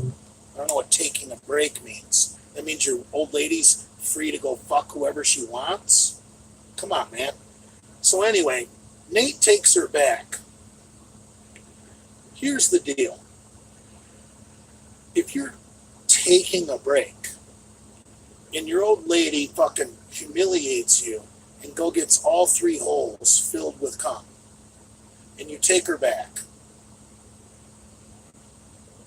the only way that works is if you grow old together and stay together for the rest of your lives. The minute she leaves you, you are a fool. We all knew Nate was a fool. Nate was just in denial. Now Nate knows he was a fool. Now Nate has nothing to do but agree with us. You guys were right. I'm a fool. I mean, Nate's little Filipino dick was so inadequate that she chose a clit over his cock. Now she's living a lesbian lifestyle with her photographer. I mean, come on, man. She chose a clit, which is about that big, over his Filipino pee-pee.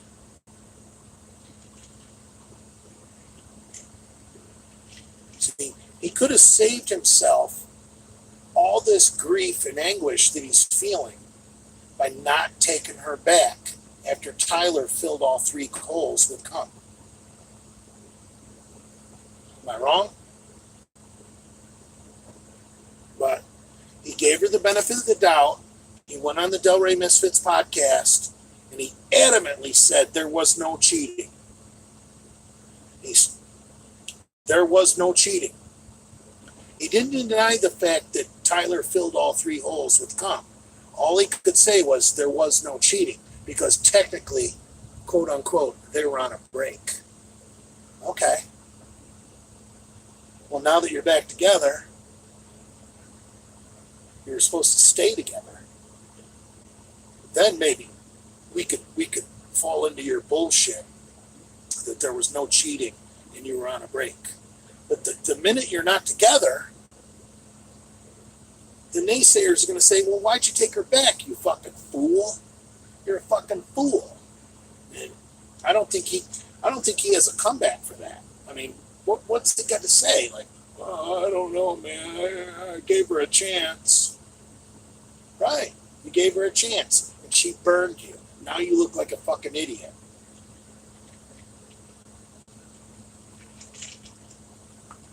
And whatever, it's his life.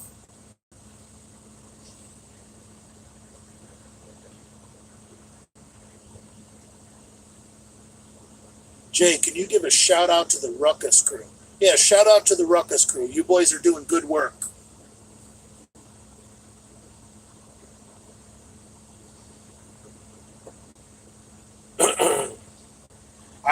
I enjoy the Ruckus crew when they're not attacking me, for Christ's sakes. But no, with the Ruckus crew, we may not like them, but we need them. We need them. They do the things that some of the Misfits are afraid to do.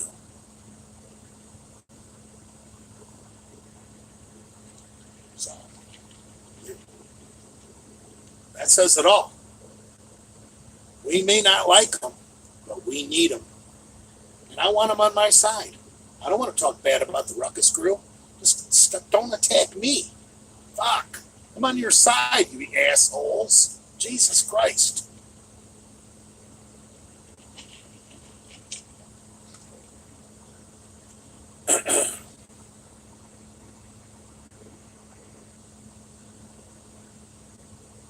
How do you know about all three holes? Well, technically I don't, but I can guarantee oral and vaginal. I'm just throwing in anal to make it sound like a better story. Calling me a liar? Livia's a fucking whore and a slut and a spoiled little rich brat. Are you saying she doesn't do anal? Come on, man. Calling me a liar? Call me a liar? She's a spoiled rich brat who made Nate look like a fucking idiot. Not once, but twice. So, you think I'd like her? No, I don't. I don't like her one bit.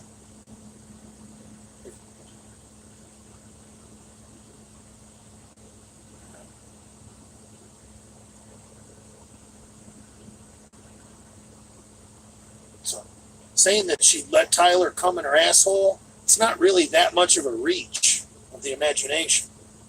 Because you know she sucked his cock, and you know he fucked her.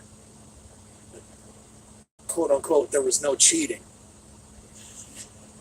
So, to say he did her in the butt, do you think that's that much of a stretch of the imagination? I mean, come on, man.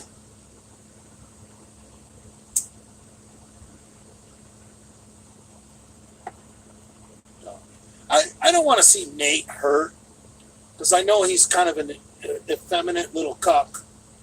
But, you know, Nate's really deep down inside not a bad guy. I don't want to see Nate hurt. But Nate put himself in this fucking situation. If Nate would have listened to other people, which, granted, that's not always the best advice, but in this situation, if Nate would have listened and not taken Livia back after Tyler fucking fucked her every which way but loose, he wouldn't be looking like a fool right now. He could have been a man and gone on the record, and instead of doing his little quote thing saying there was no cheating, he could have said, you know what? We were technically broken up, but fuck that whore. That's what he should have done. That's what a man would do. Yeah, technically there was no cheating, but fuck that whore. That's what you do. That's what you do to a whore. Because if she's going to make you look stupid once, she's going to do it again. Because she got away with it the first time. She might try crawling back to him again. Like, oh, I'm sorry, Nate. I just, I fell in love with my photographer, and there's just something sensuous about a woman being with another woman, and, a little kissing and a little titty sucking, and, next thing you know, she's eating my pussy.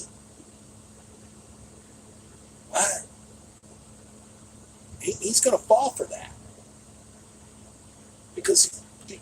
Not because he's stupid, because he's in love.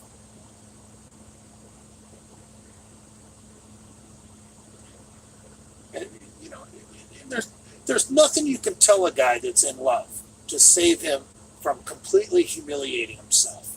They're going to do it. You can't tell a guy that's in love, dude, you're fucking up. You're fucking up. Because it's just the way men get. There's something about that pussy. I don't know.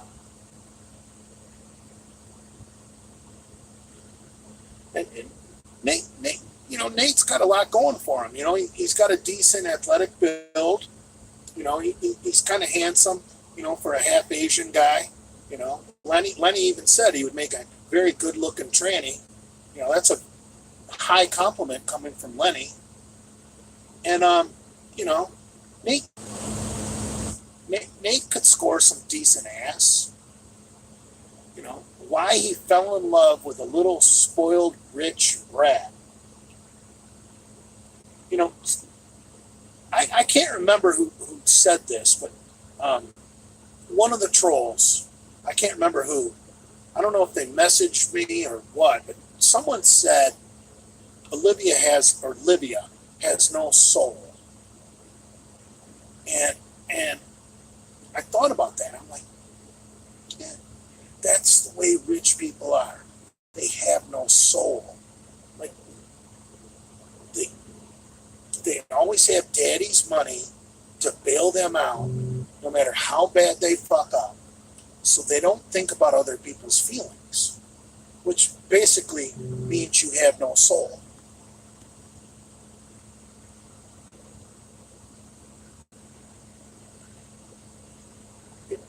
If Livia was fucking, cutting hair at fucking Supercuts, or maybe slinging fucking hash browns at a diner, she would be loyal as fuck to Nate. But no, she's got family money, so she's just an absolute fucking whore without a soul, just doing whatever feels good, whatever makes her happy at the moment. And she obviously has no brain. Anyone who makes themselves puke to get thin is a moron. I mean, look at me. I'd rather be fat. I'm not going to make myself puke so that you guys don't make fun of me. Imagine if I started puking after I ate, just so you guys wouldn't make fun of me. I mean, come on, man. That's like the ultimate piece of shit right there. Someone that pukes so that other people don't make fun of them. I'd rather sit here and eat a fucking pie and some ice cream and let you guys make fun of me than puke so you don't make fun of me. I mean, come on, man. At least I'm eating pie.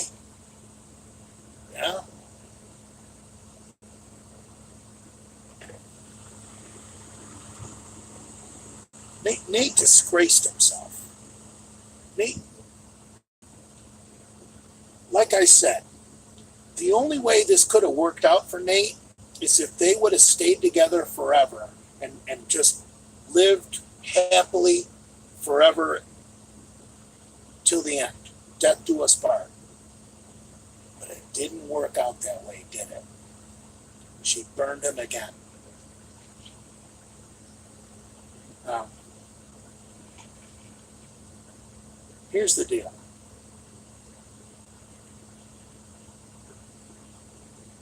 A smart man learns from his own mistakes. And hopefully Nate's smart and he's going to learn from this. But I'm talking to you guys right now. A wise man can learn from the mistakes of others. And that's what I want you guys to do. I want you guys to look at what Nate did. And I want you guys to learn from it. And if you learn from it and you don't make the same mistakes Nate made, you're on your way to wisdom. You don't have to make the mistakes that other people make to become wise. You want to be like Nate? Go be like Nate. You're going to suffer all the heartaches that guy's going through. Imagine what that guy's going through. I mean, the stupid little dogs he bought to try and make her happy. Come on, man.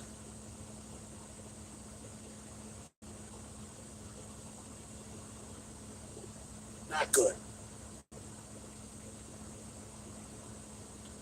It's better to be wise than smart. But you guys don't have to make the same mistakes. You can take a look at what Nate did. You know, yeah, she didn't cheat on him. She didn't. They were taking a break. There was no cheating. He took her back. Now look at his situation. She fucked him. Made him look like a fool. Is love worth that? You got to take a look inside your own self. Is love really worth the risk of looking like a fool? Come on, man. A lot of women out there. Once she shows you that she has the potential to make you look like a fool, why would you take her back?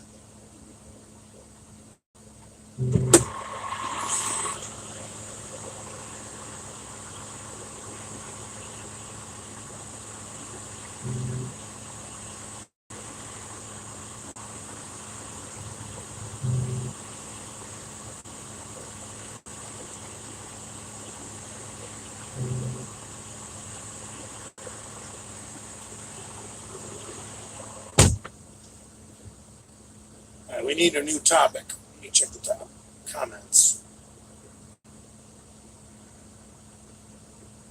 He's gonna jerk off now.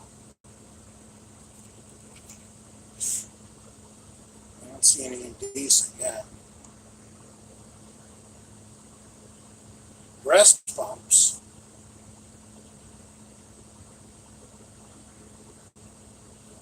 I guess I'm in favor of breast bumps. Breast milk is loaded with omega-3 fatty acids that increase brain activity.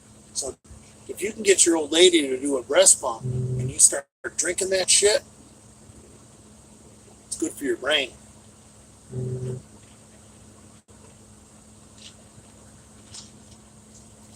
Who needs fish oil if your old lady is doing a breast pump and you're drinking the milk?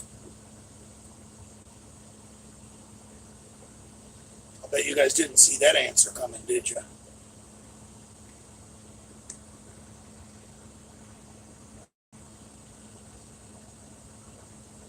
Who can say they never fucked up in love? Oh, guaranteed, nobody. I fucked up plenty of times. Plenty of times. I'm 52. I've grown, you know, I've grown wise to this shit, you know? By the time you get to my age, you got to put yourself in a situation where no matter what that cunt does, your toes are still tapping. I think this comes from a movie. You don't care whether she comes, stays, lays, or prays. Whatever happens, your toes are still tapping.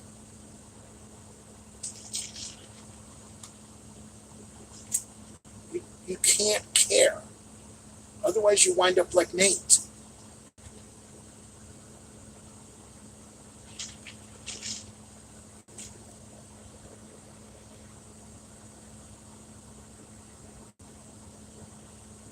Ever done GHB? Yeah, when I was in college, you used to be able to walk into GNC and buy GHB right off the counter.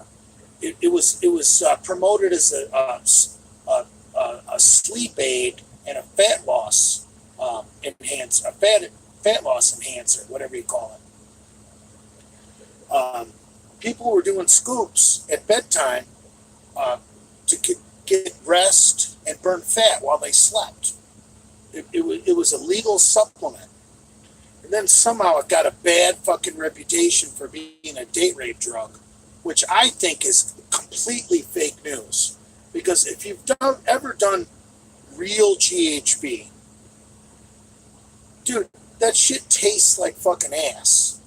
And to spike someone's drink with enough GHB that they're going to pass out and you're going to be able to butt fuck them, they're going to taste it in their drink.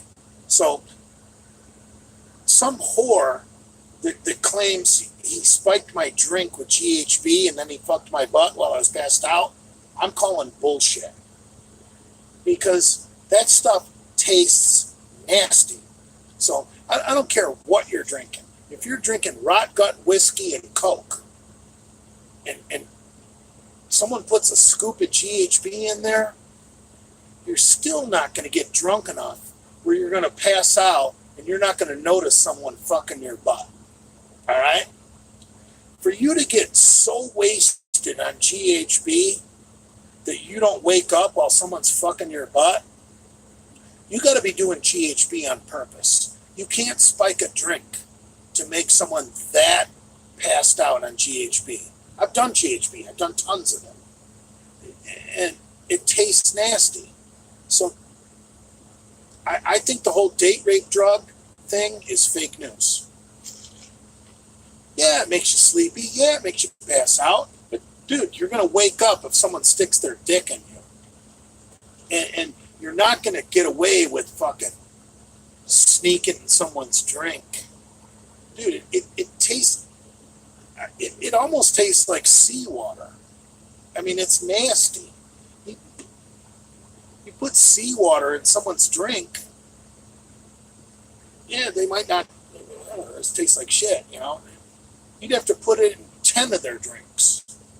Because if you put enough of it in one drink for them to pass out, that you could butt fuck them, they're not going to drink it. They're going to know something's up.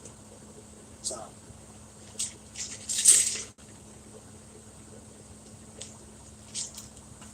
when GHB was legal, probably around 91, we used to have GHB parties. I used to hang out with, dude, I remember being at one of my buddy's house, and like we were doing so much G, you know, we were all fucking nodding off.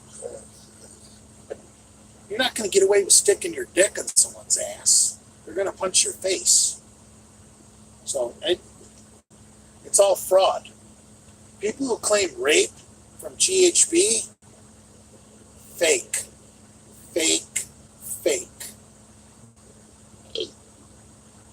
You're not going to get away with that. Before someone gives you enough GHB, you're going to taste it. It tastes nasty.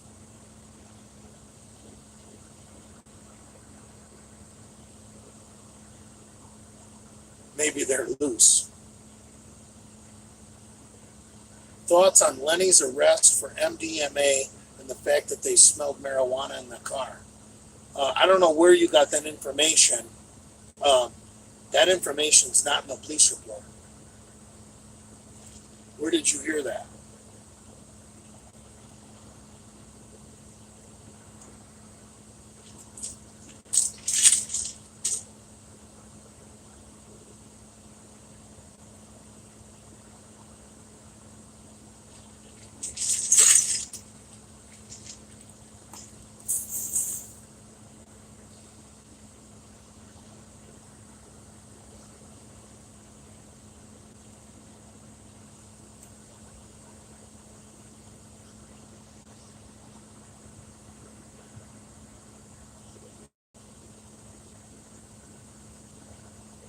How big and jacked do you think the real Hercules was? I'm not even sure there was a real Hercules. Most stories from the Bible are not necessarily true. Stories in the Bible are exactly that, stories. And the people that wrote those stories for you to learn a lesson. The lesson is in the story. The purpose of the people that wrote the Bible to include those stories was for you to learn a lesson. They didn't want you to take those stories as factual. Anybody who takes stories from the Bible as factual it is lacking a little bit up here. Like, I mean, I'm a Christian. I'm not a good Christian at all, but I'm a Christian, and because I'm not a Muslim, I'm not a Jew, I'm not a Hindu, and I'm definitely not an atheist. So I guess I'm a Christian, but I'm still not gonna take stories from the Bible as being factual. They're fucking stories. It's a storybook that's meant to teach people a lesson to help keep them moral. And that's all it is. If you start analyzing biblical stories and looking for facts, you're chasing waterfalls. You're never going to get to the end.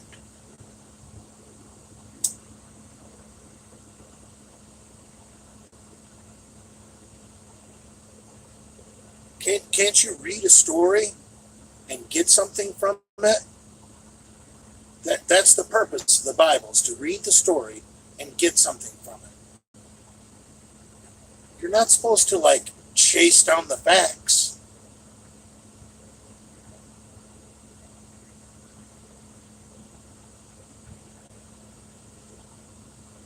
It's just the way I interpret the Bible.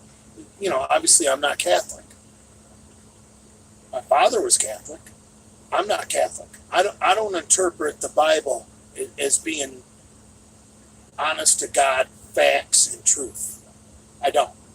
I think they're stories that good Christian people are supposed to read and learn a lesson, and then leave it at that.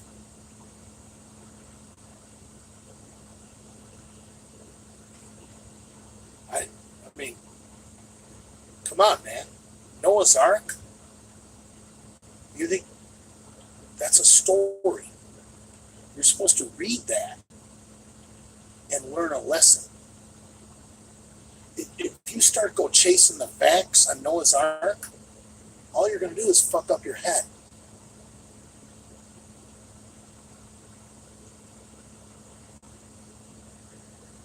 Has anybody ever told you that the Bible is 100% true, 100% facts? Anybody who says that, get them out of your life. Right now, get them out of your life. You don't need them. They're stupid. They're brainwashed. They're a sheep. You don't need them. Big J is the father. I'm going to tell you, the Bible is stories. You're supposed to read and learn a lesson, and they will help you lead a Christian lifestyle. That's the purpose of the Bible. It's not a book of facts. It's a book of stories.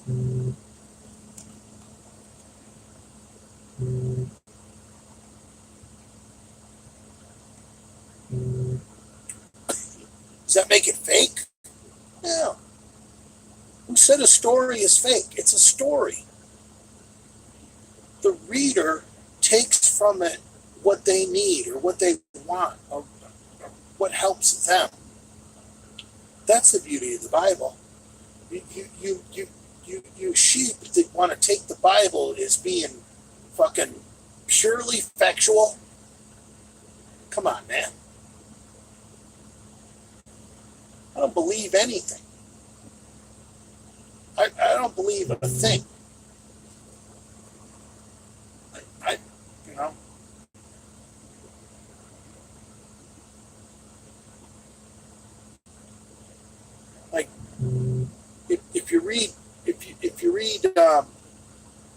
book of Genesis. Come on, man. I'm a man of science. I know science. Ask Dave. Science has refuted the book of Genesis. And if you want to dispute science and call the book of Genesis as fact, you turn into one of those people that doesn't believe in dinosaurs. You know? You want to be that moron that doesn't believe dinosaurs were real?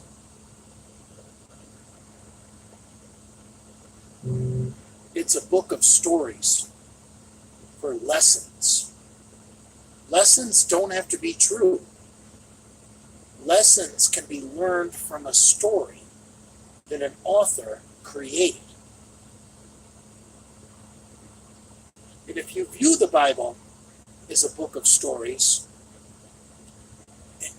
a guide to be a better man, you're going to lead a good fucking life. But if you go looking at it as a book of facts, you're going to become a moron, a sheep.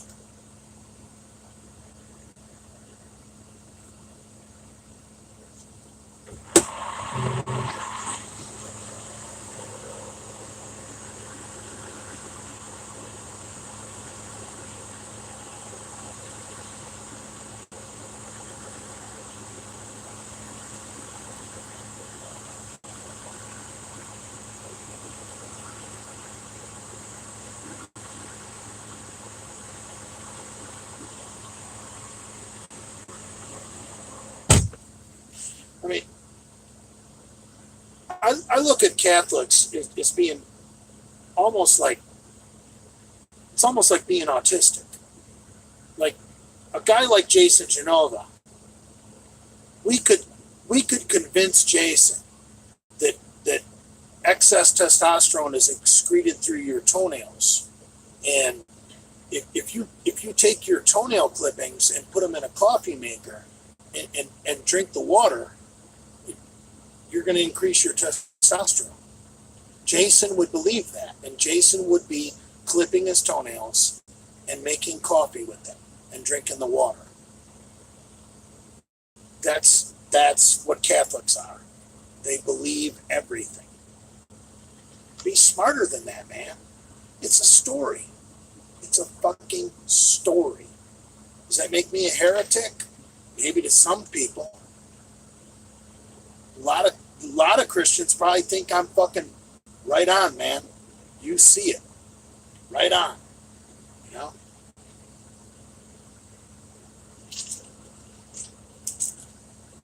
I don't care. I'm not trying to join some church. I'm not trying to impress people. You know? Just living my life as a homeless, fat, alcoholic trucker. And I'm not a sheep.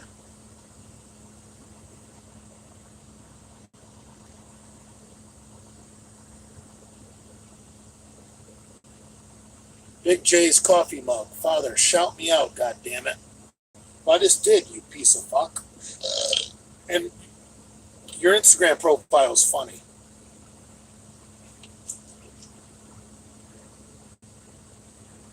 This idiot has an Instagram profile dedicated to my coffee mug. It's funny. Humor. Everyone needs a little humor, you know?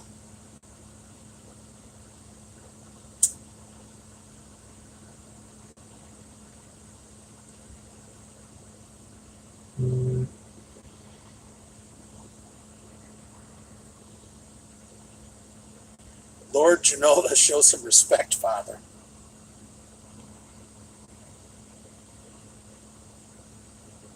Only a moron thinks the Bible is fake.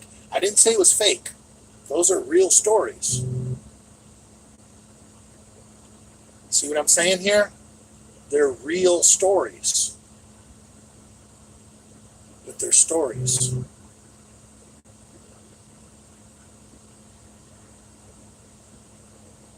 Do you really think Jesus turned water into wine? Or do you think Maybe they were so fucking poor, they couldn't afford no goddamn wine. So maybe Jesus poured his disciples water, and he wanted everybody to feel like they had something special. And he gave this real goddamn great speech. You know, drink from this wine, you're drinking my blood. You're not supposed to take that literally. You're supposed to get something from the fucking story.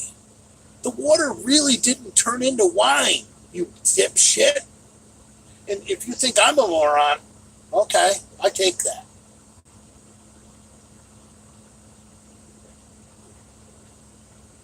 You know, it's like everything in the Bible is a story, and you take from it what you get. When you start reading the Bible thinking it's fact, you become a sheep. Anyway, we need a new topic.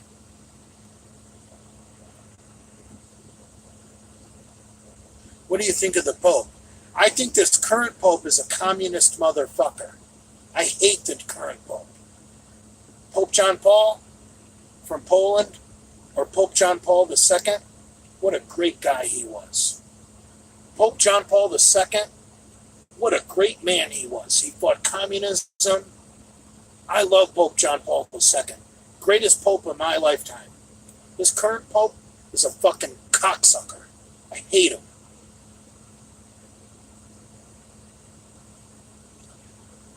That's what I think of the Pope.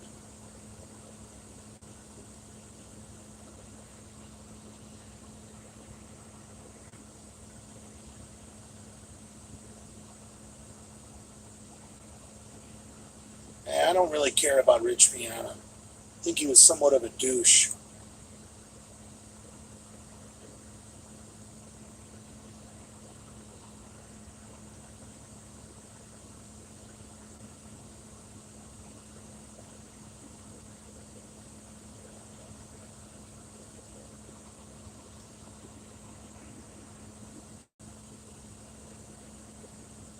Father, how long does a torn meniscus take to heal?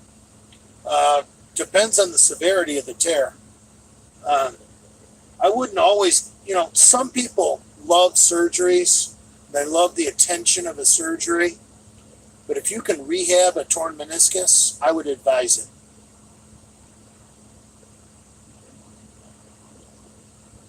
I mean, you can rehab a torn meniscus and get back to your former greatness. A torn meniscus isn't a career-ending injury, even without surgery. So unless it's real bad, don't let a doctor cut you.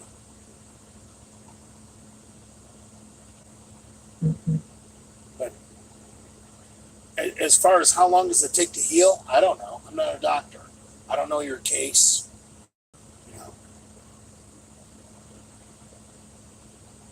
I mean, so much shit we did, coming through the ages as bodybuilders was stupid. Like knee wraps are stupid. Knee sleeves are not. Now, I've had both quad tendons surgically reattached from my devastating injury 2 years ago. And I don't use knee sleeves. And I'll tell you why. Why the fuck do I want to artificially do more weight than my knee can handle naturally? It doesn't make any sense.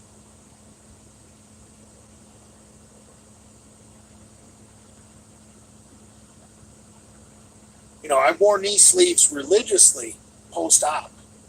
After my surgery, I did everything in knee sleeves because I was post-op. But now that I'm not post-op, I don't squat with knee sleeves. I don't do shit with knee sleeves.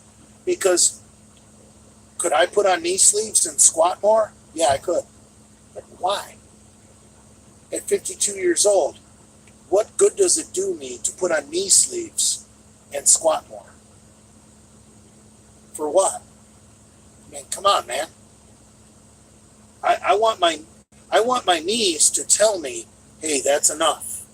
You know, it's kind of like why I don't wear a belt anymore. I'm 52. Why do I want to wear a belt? So I can do more weight? That's stupid. Now, if I was young, if I was under 30 and I wanted to compete, yeah, I'd be wearing a belt and knee sleeves. I'd be going at it hardcore. But you don't want to wear something that's going to fuck you up in the long run.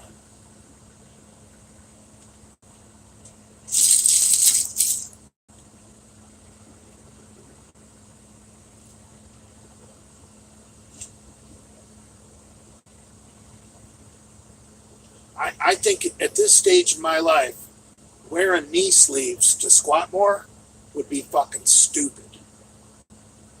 Why?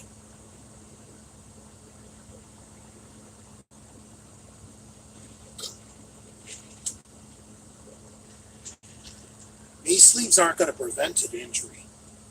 They're not. Knee sleeves for me, in my situation, knee sleeves might cause an injury because I might do something stupid like decide, well, shit, I feel great. I can squat 315 today. Whereas when I don't wear knee sleeves, I stop at 225. So, whatever. It's a story. Take from what you will. It's my story.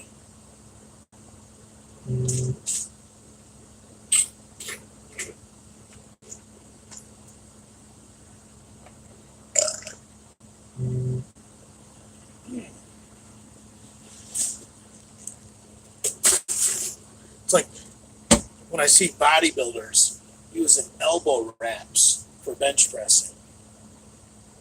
What? You're gonna wrap your elbows or use elbow sleeves so you can bench press more? What kind of sense does that make?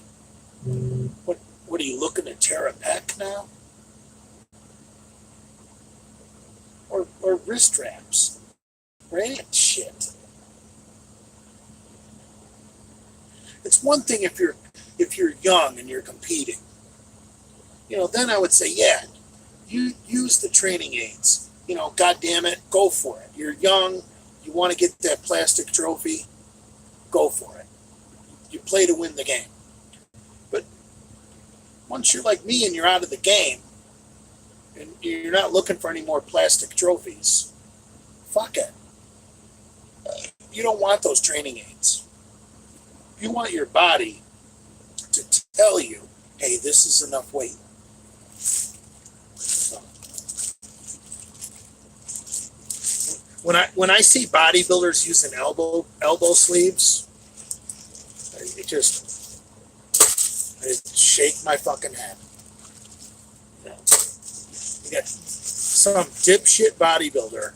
I don't care if he's a Mr. Olympia competitor. You got these bodybuilders using elbow sleeves to do dumbbell presses. What? Are you kidding me? You're doing dumbbell presses with elbow sleeves? Obviously you have an issue. Why do you need elbow sleeves to do dumbbell presses? That's one of the stupidest things I've ever seen. So you're going to artificially support your elbow so that you can do a heavier dumbbell press than you could raw. Come on, man. That's fucking stupid.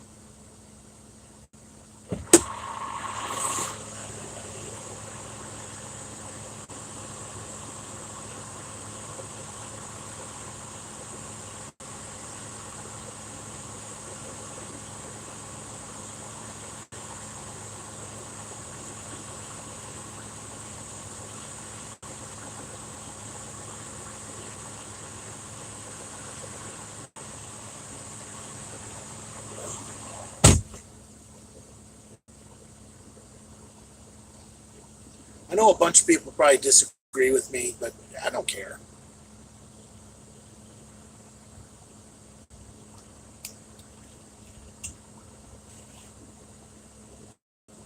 Yeah, because the elbows always tear before the pec.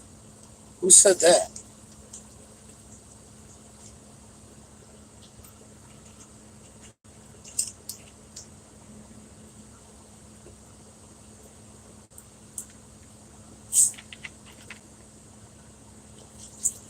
See, bodybuilders are generally pretty weak compared to strength athletes.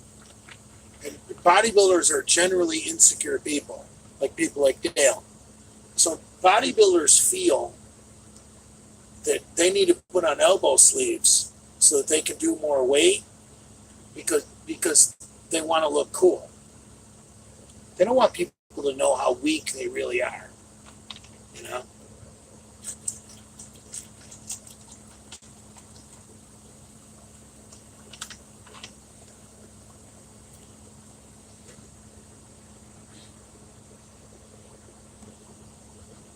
Is there any old footage of Arnold or Franco wrapping their fucking elbows? I haven't seen any.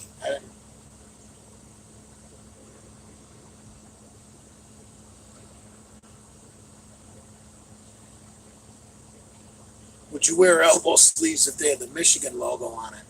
I would wear elbow sleeves if I was playing football. You know, that way if someone hit me on my fucking arm, my elbow would be protected. You don't need elbow sleeves in the gym. Come on, man.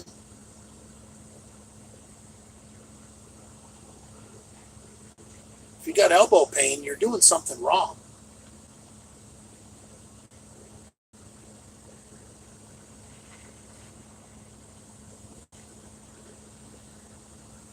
If you're not competing in powerlifting, you really don't need any supportive gear. Period. And you know, I know I'm becoming that grumpy old man. You know,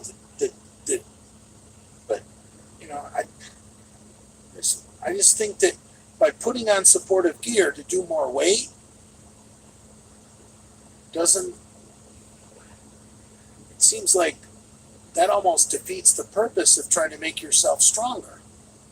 You're using fucking, you know, spandex to get stronger. Come on, man.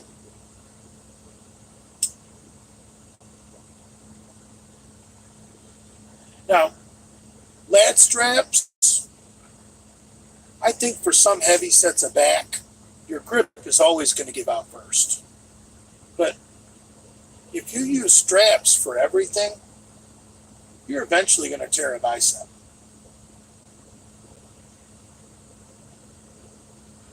I mean, back in the old days, before hammer strength, I was a bigger proponent of lat straps.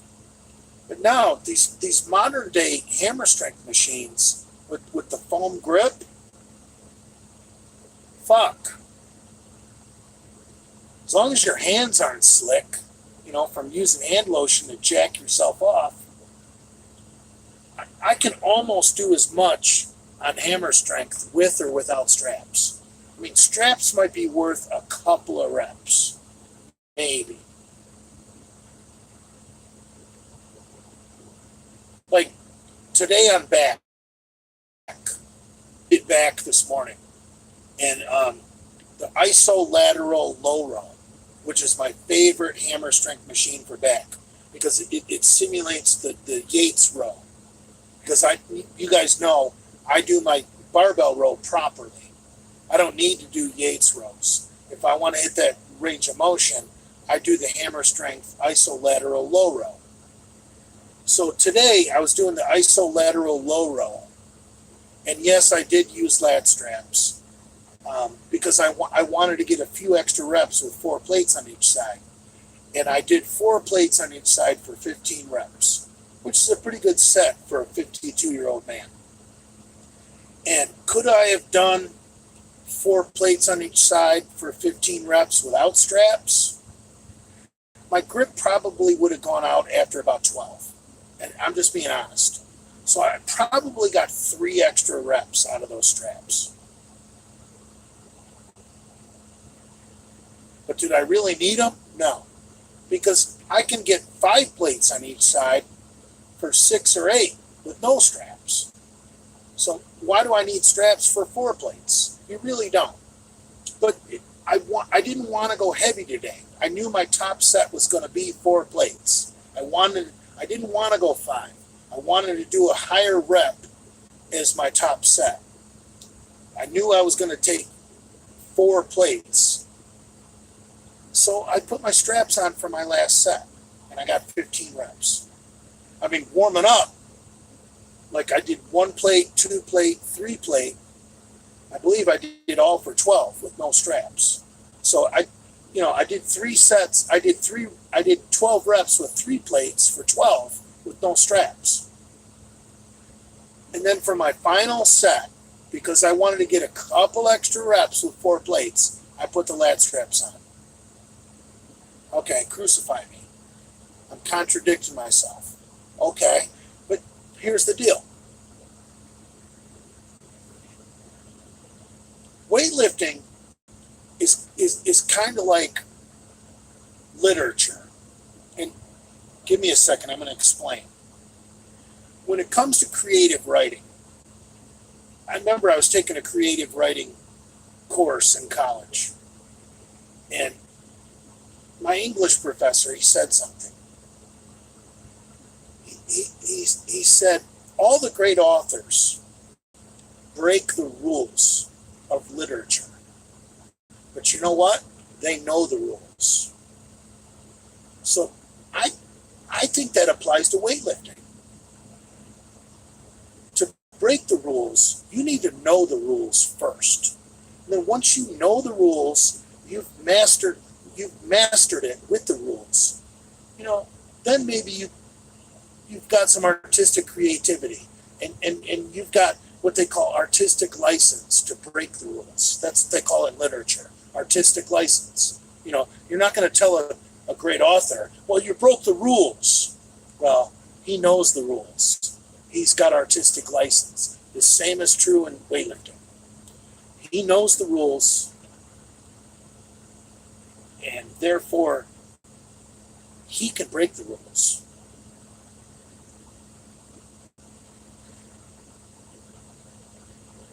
But you can't do a heavy set of barbell rows without straps. Come on, man. That bar is going to come out of your hands. But with hammer strength, with those foam grips, come on, man. Put a little chalk on your hands. You don't need straps.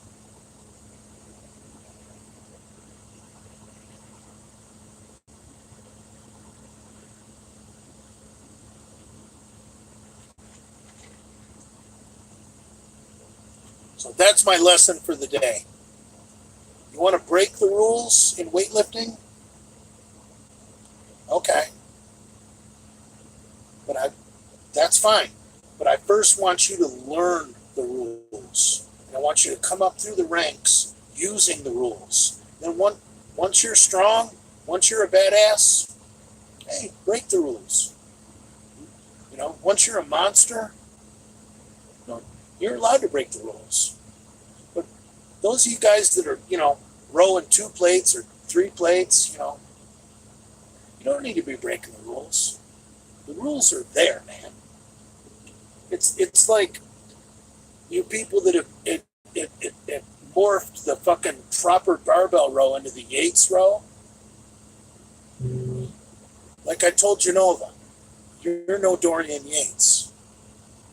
The guy was a 260-pound Mr. Olympia monster. He could break the rules. You're no Dorian Yates. You need to stick to the rules.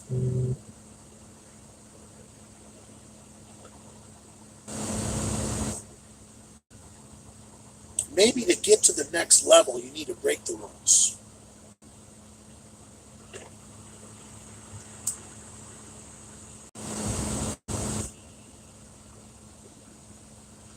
There's a video going around online right now of the great Johnny Jackson.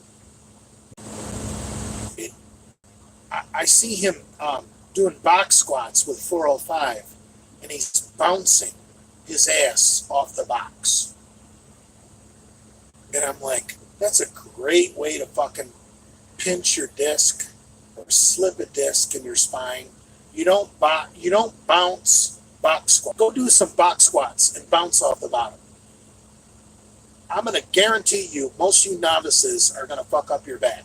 But he's Johnny Jackson. Okay? He knows the rules. He can break the rules. Okay? But until you get to that level, follow the fucking rules. You're not Johnny Jackson. You don't need to be bouncing your box squats.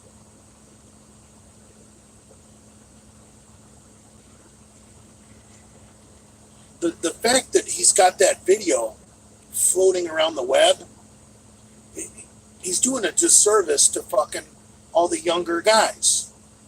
All these teenagers and 20-somethings, they're going to be bouncing their box squats. And you know what? A bunch of them are going to have bad fucking backs. Because think about it.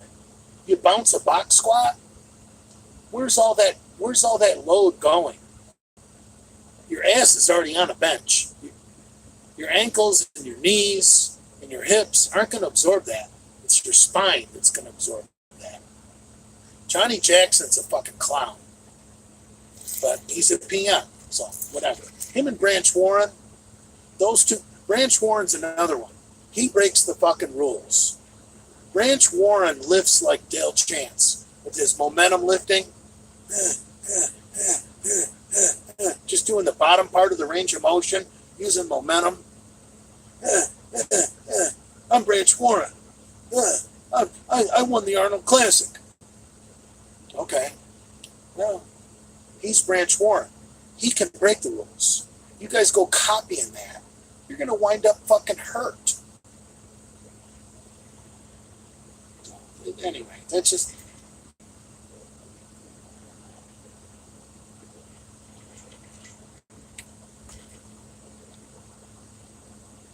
Think about it. Use your head. Remember the lesson that Father just told you. Bodybuilding is like literature.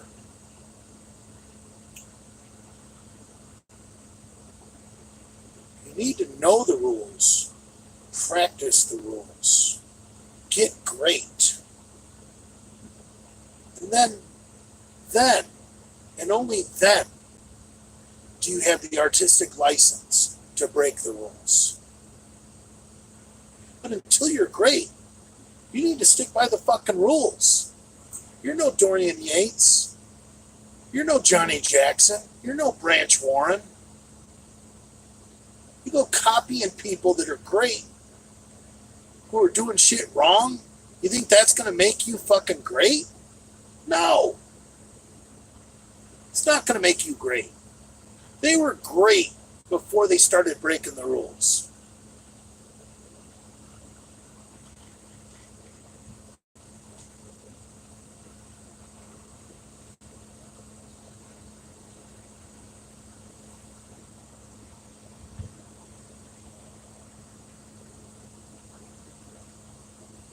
Do you think Lenny will go to prison? No, hell no.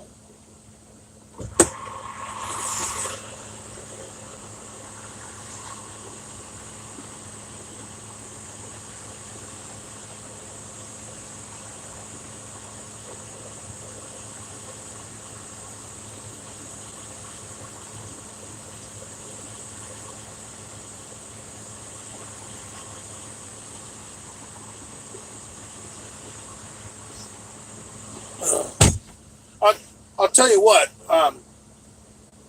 As for my friend Lenny, it'd be nice if we had someone, a Delray Misfit maniac who's an attorney, who might want to come down to Delray and take his case pro bono, because from what I understand, Lenny's got a public defender, and a public defender is always going to suck the prosecuting attorney's dick. Okay? That's just the way the system works. That public defenders are why so many black people wind up in jail for marijuana crimes. Have you ever noticed wealthy white people don't go to jail for marijuana? It's only the poor black people that wind up in prison for marijuana. Exactly. So if we got someone out there who's an attorney who'd like to help Lenny out, I'd really appreciate it. I'm sure Lenny would appreciate it, because I'm just afraid a public defender is just gonna make Lenny think he's getting a good deal, and it's not gonna work out well. I mean, I would hate to see Lenny, get 90 days in county jail for a fucking minor drug infraction.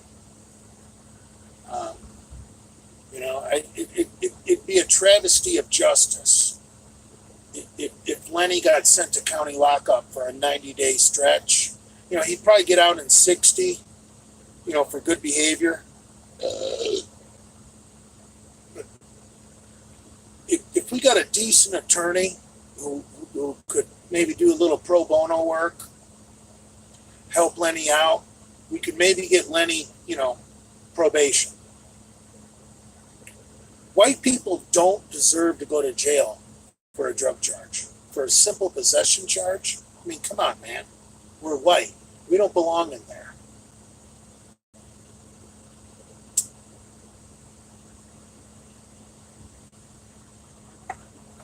I don't know how many attorneys, are Delray misfit maniacs. I'm sure there's a couple. But it'd be a personal favor to me if you would come down to Florida and help Lenny out so he doesn't have to use a public defender. Because a public defender is going to fuck Lenny over. Get Lenny to plead guilty, convince Lenny that, this is the best deal we can get. And Lenny's going to do a 90-day stretch in county lockup.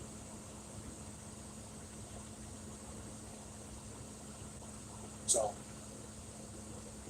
Big J, the father, reaching out to the Genovaverse. If we have any attorneys out there, please help out our friend Big Lenny. And take a stand against the government. Take a job for the people. I mean, come on, man. What he got busted for is bullshit. And there's even some wiggle room in there that what they found on Lenny is an illegal search and seizure. I don't want to go too much into the case, but I think it was an illegal search, and I don't want to say anything more than that. And a public defender is not going to challenge the police on an illegal search. They just won't, because young attorneys that are looking to make a name for themselves, that want to suck the judge's dick and get in good with the prosecuting attorney to try and pad his stats, they're not going to challenge that search. But I'm telling you what, that was an illegal search. I know the law. I'm not a lawyer. I'm just a fat, homeless truck driver, alcoholic. Live with my mom. I don't even own a car or a house. But I know the law. That was an illegal search. And if we could get someone to take his case pro bono, because I don't think Lenny has two nickels rubbed together. And it's not putting Lenny down. It's just the man suffered a lot of fucking hardships recently. And I feel bad for him. And I don't want to see him fucked over by a public defender. I think we get a decent attorney, get that search thrown right out of court.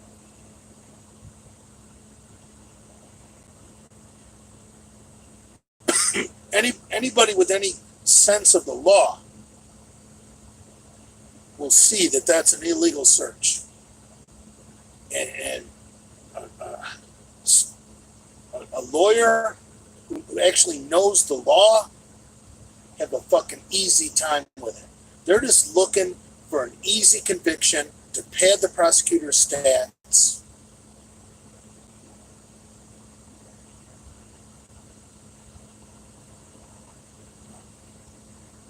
And you guys want to do Lenny a favor?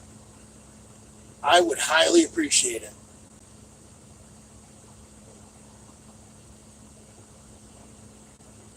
I don't know if if Lenny even cares. And you know what? I don't really care what Lenny wants or what Lenny cares about. I care. I care about the Constitution of the United States of America. I care about the Bill of Rights. I care about liberty.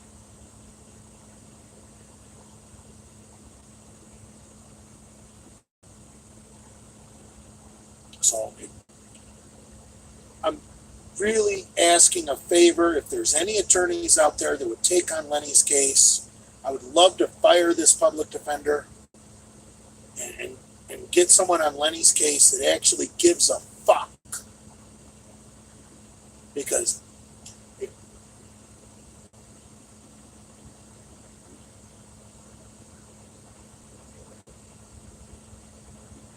new topic.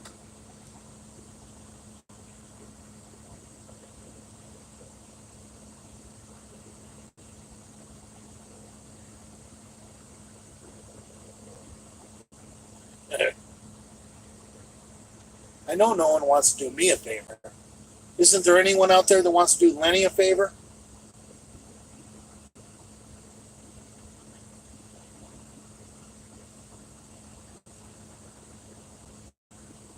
I'd like to get more into the case, but I can't.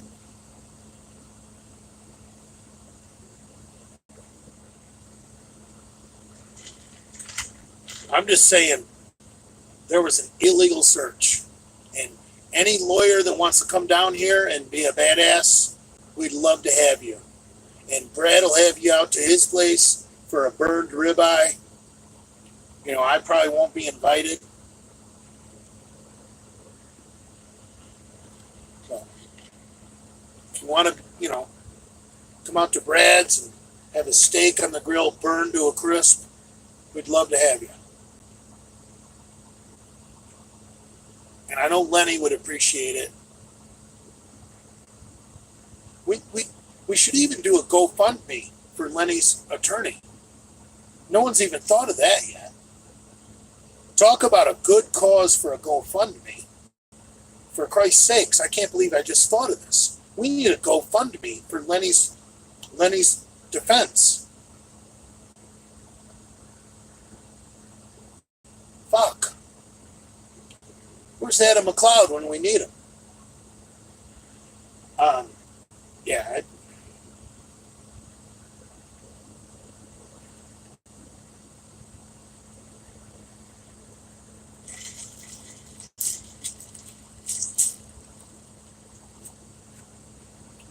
I said we were going to do a new topic. You guys got me all pissed off.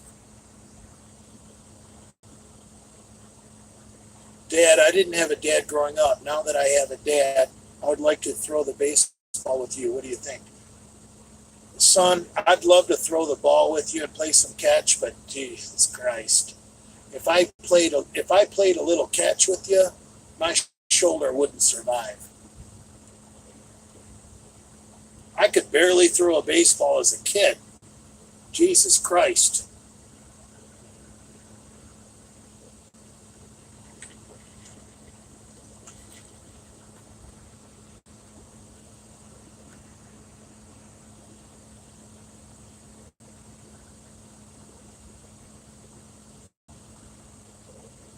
Take your son out for model rocketing. My first pipe bomb I ever built was from model rocket engines. We took model rocket engines and we cut through the cardboard with a hacksaw, peeled the cardboard away, exposed all the rocket fuel, crushed it up on the ground with a hammer into a fine powder, and then put it in a pipe to make our first pipe bomb. Because we didn't know where to get real gunpowder. So we were using rocket model engines to build our early pipe bombs.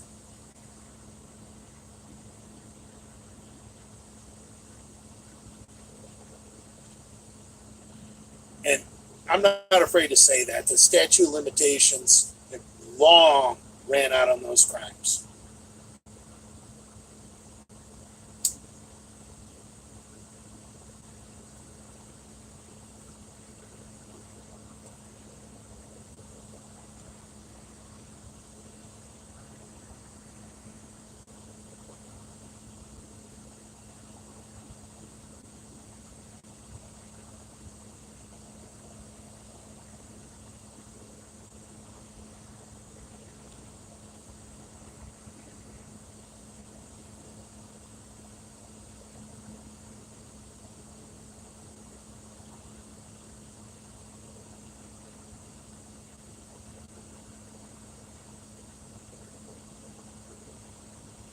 So I don't see any new topics here.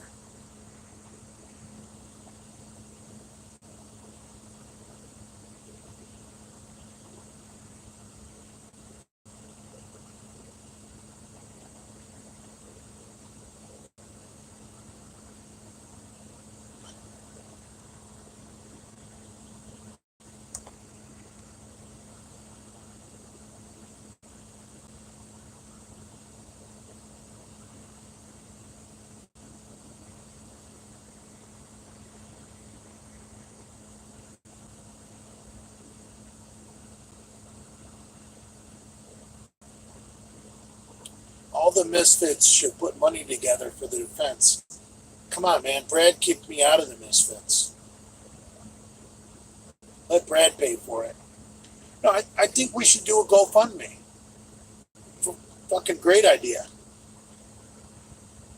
Actually, it's a better idea if we could get someone who would do it pro bono. I like saying that because it sounds like boner. Hugh, Hugh, Hugh, Hugh.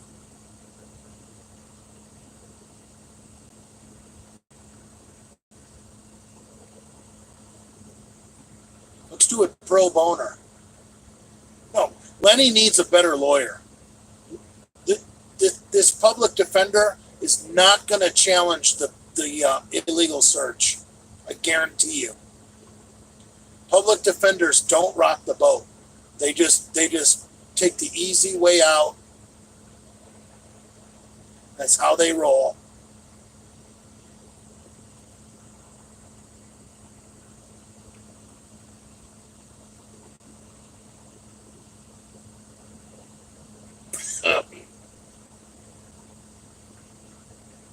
I've already said too much. I don't want to sabotage the case.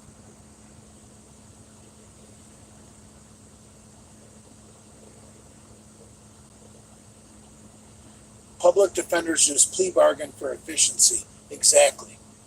It took the words right out of my mouth. Now I got a menthol in my mouth. Yeah.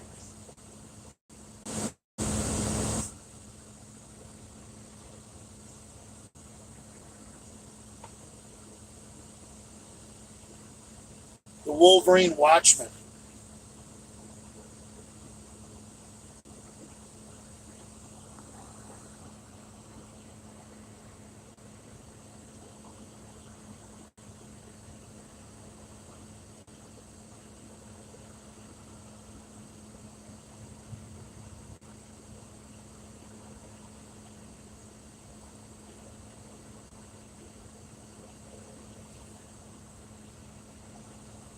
Mm-hmm.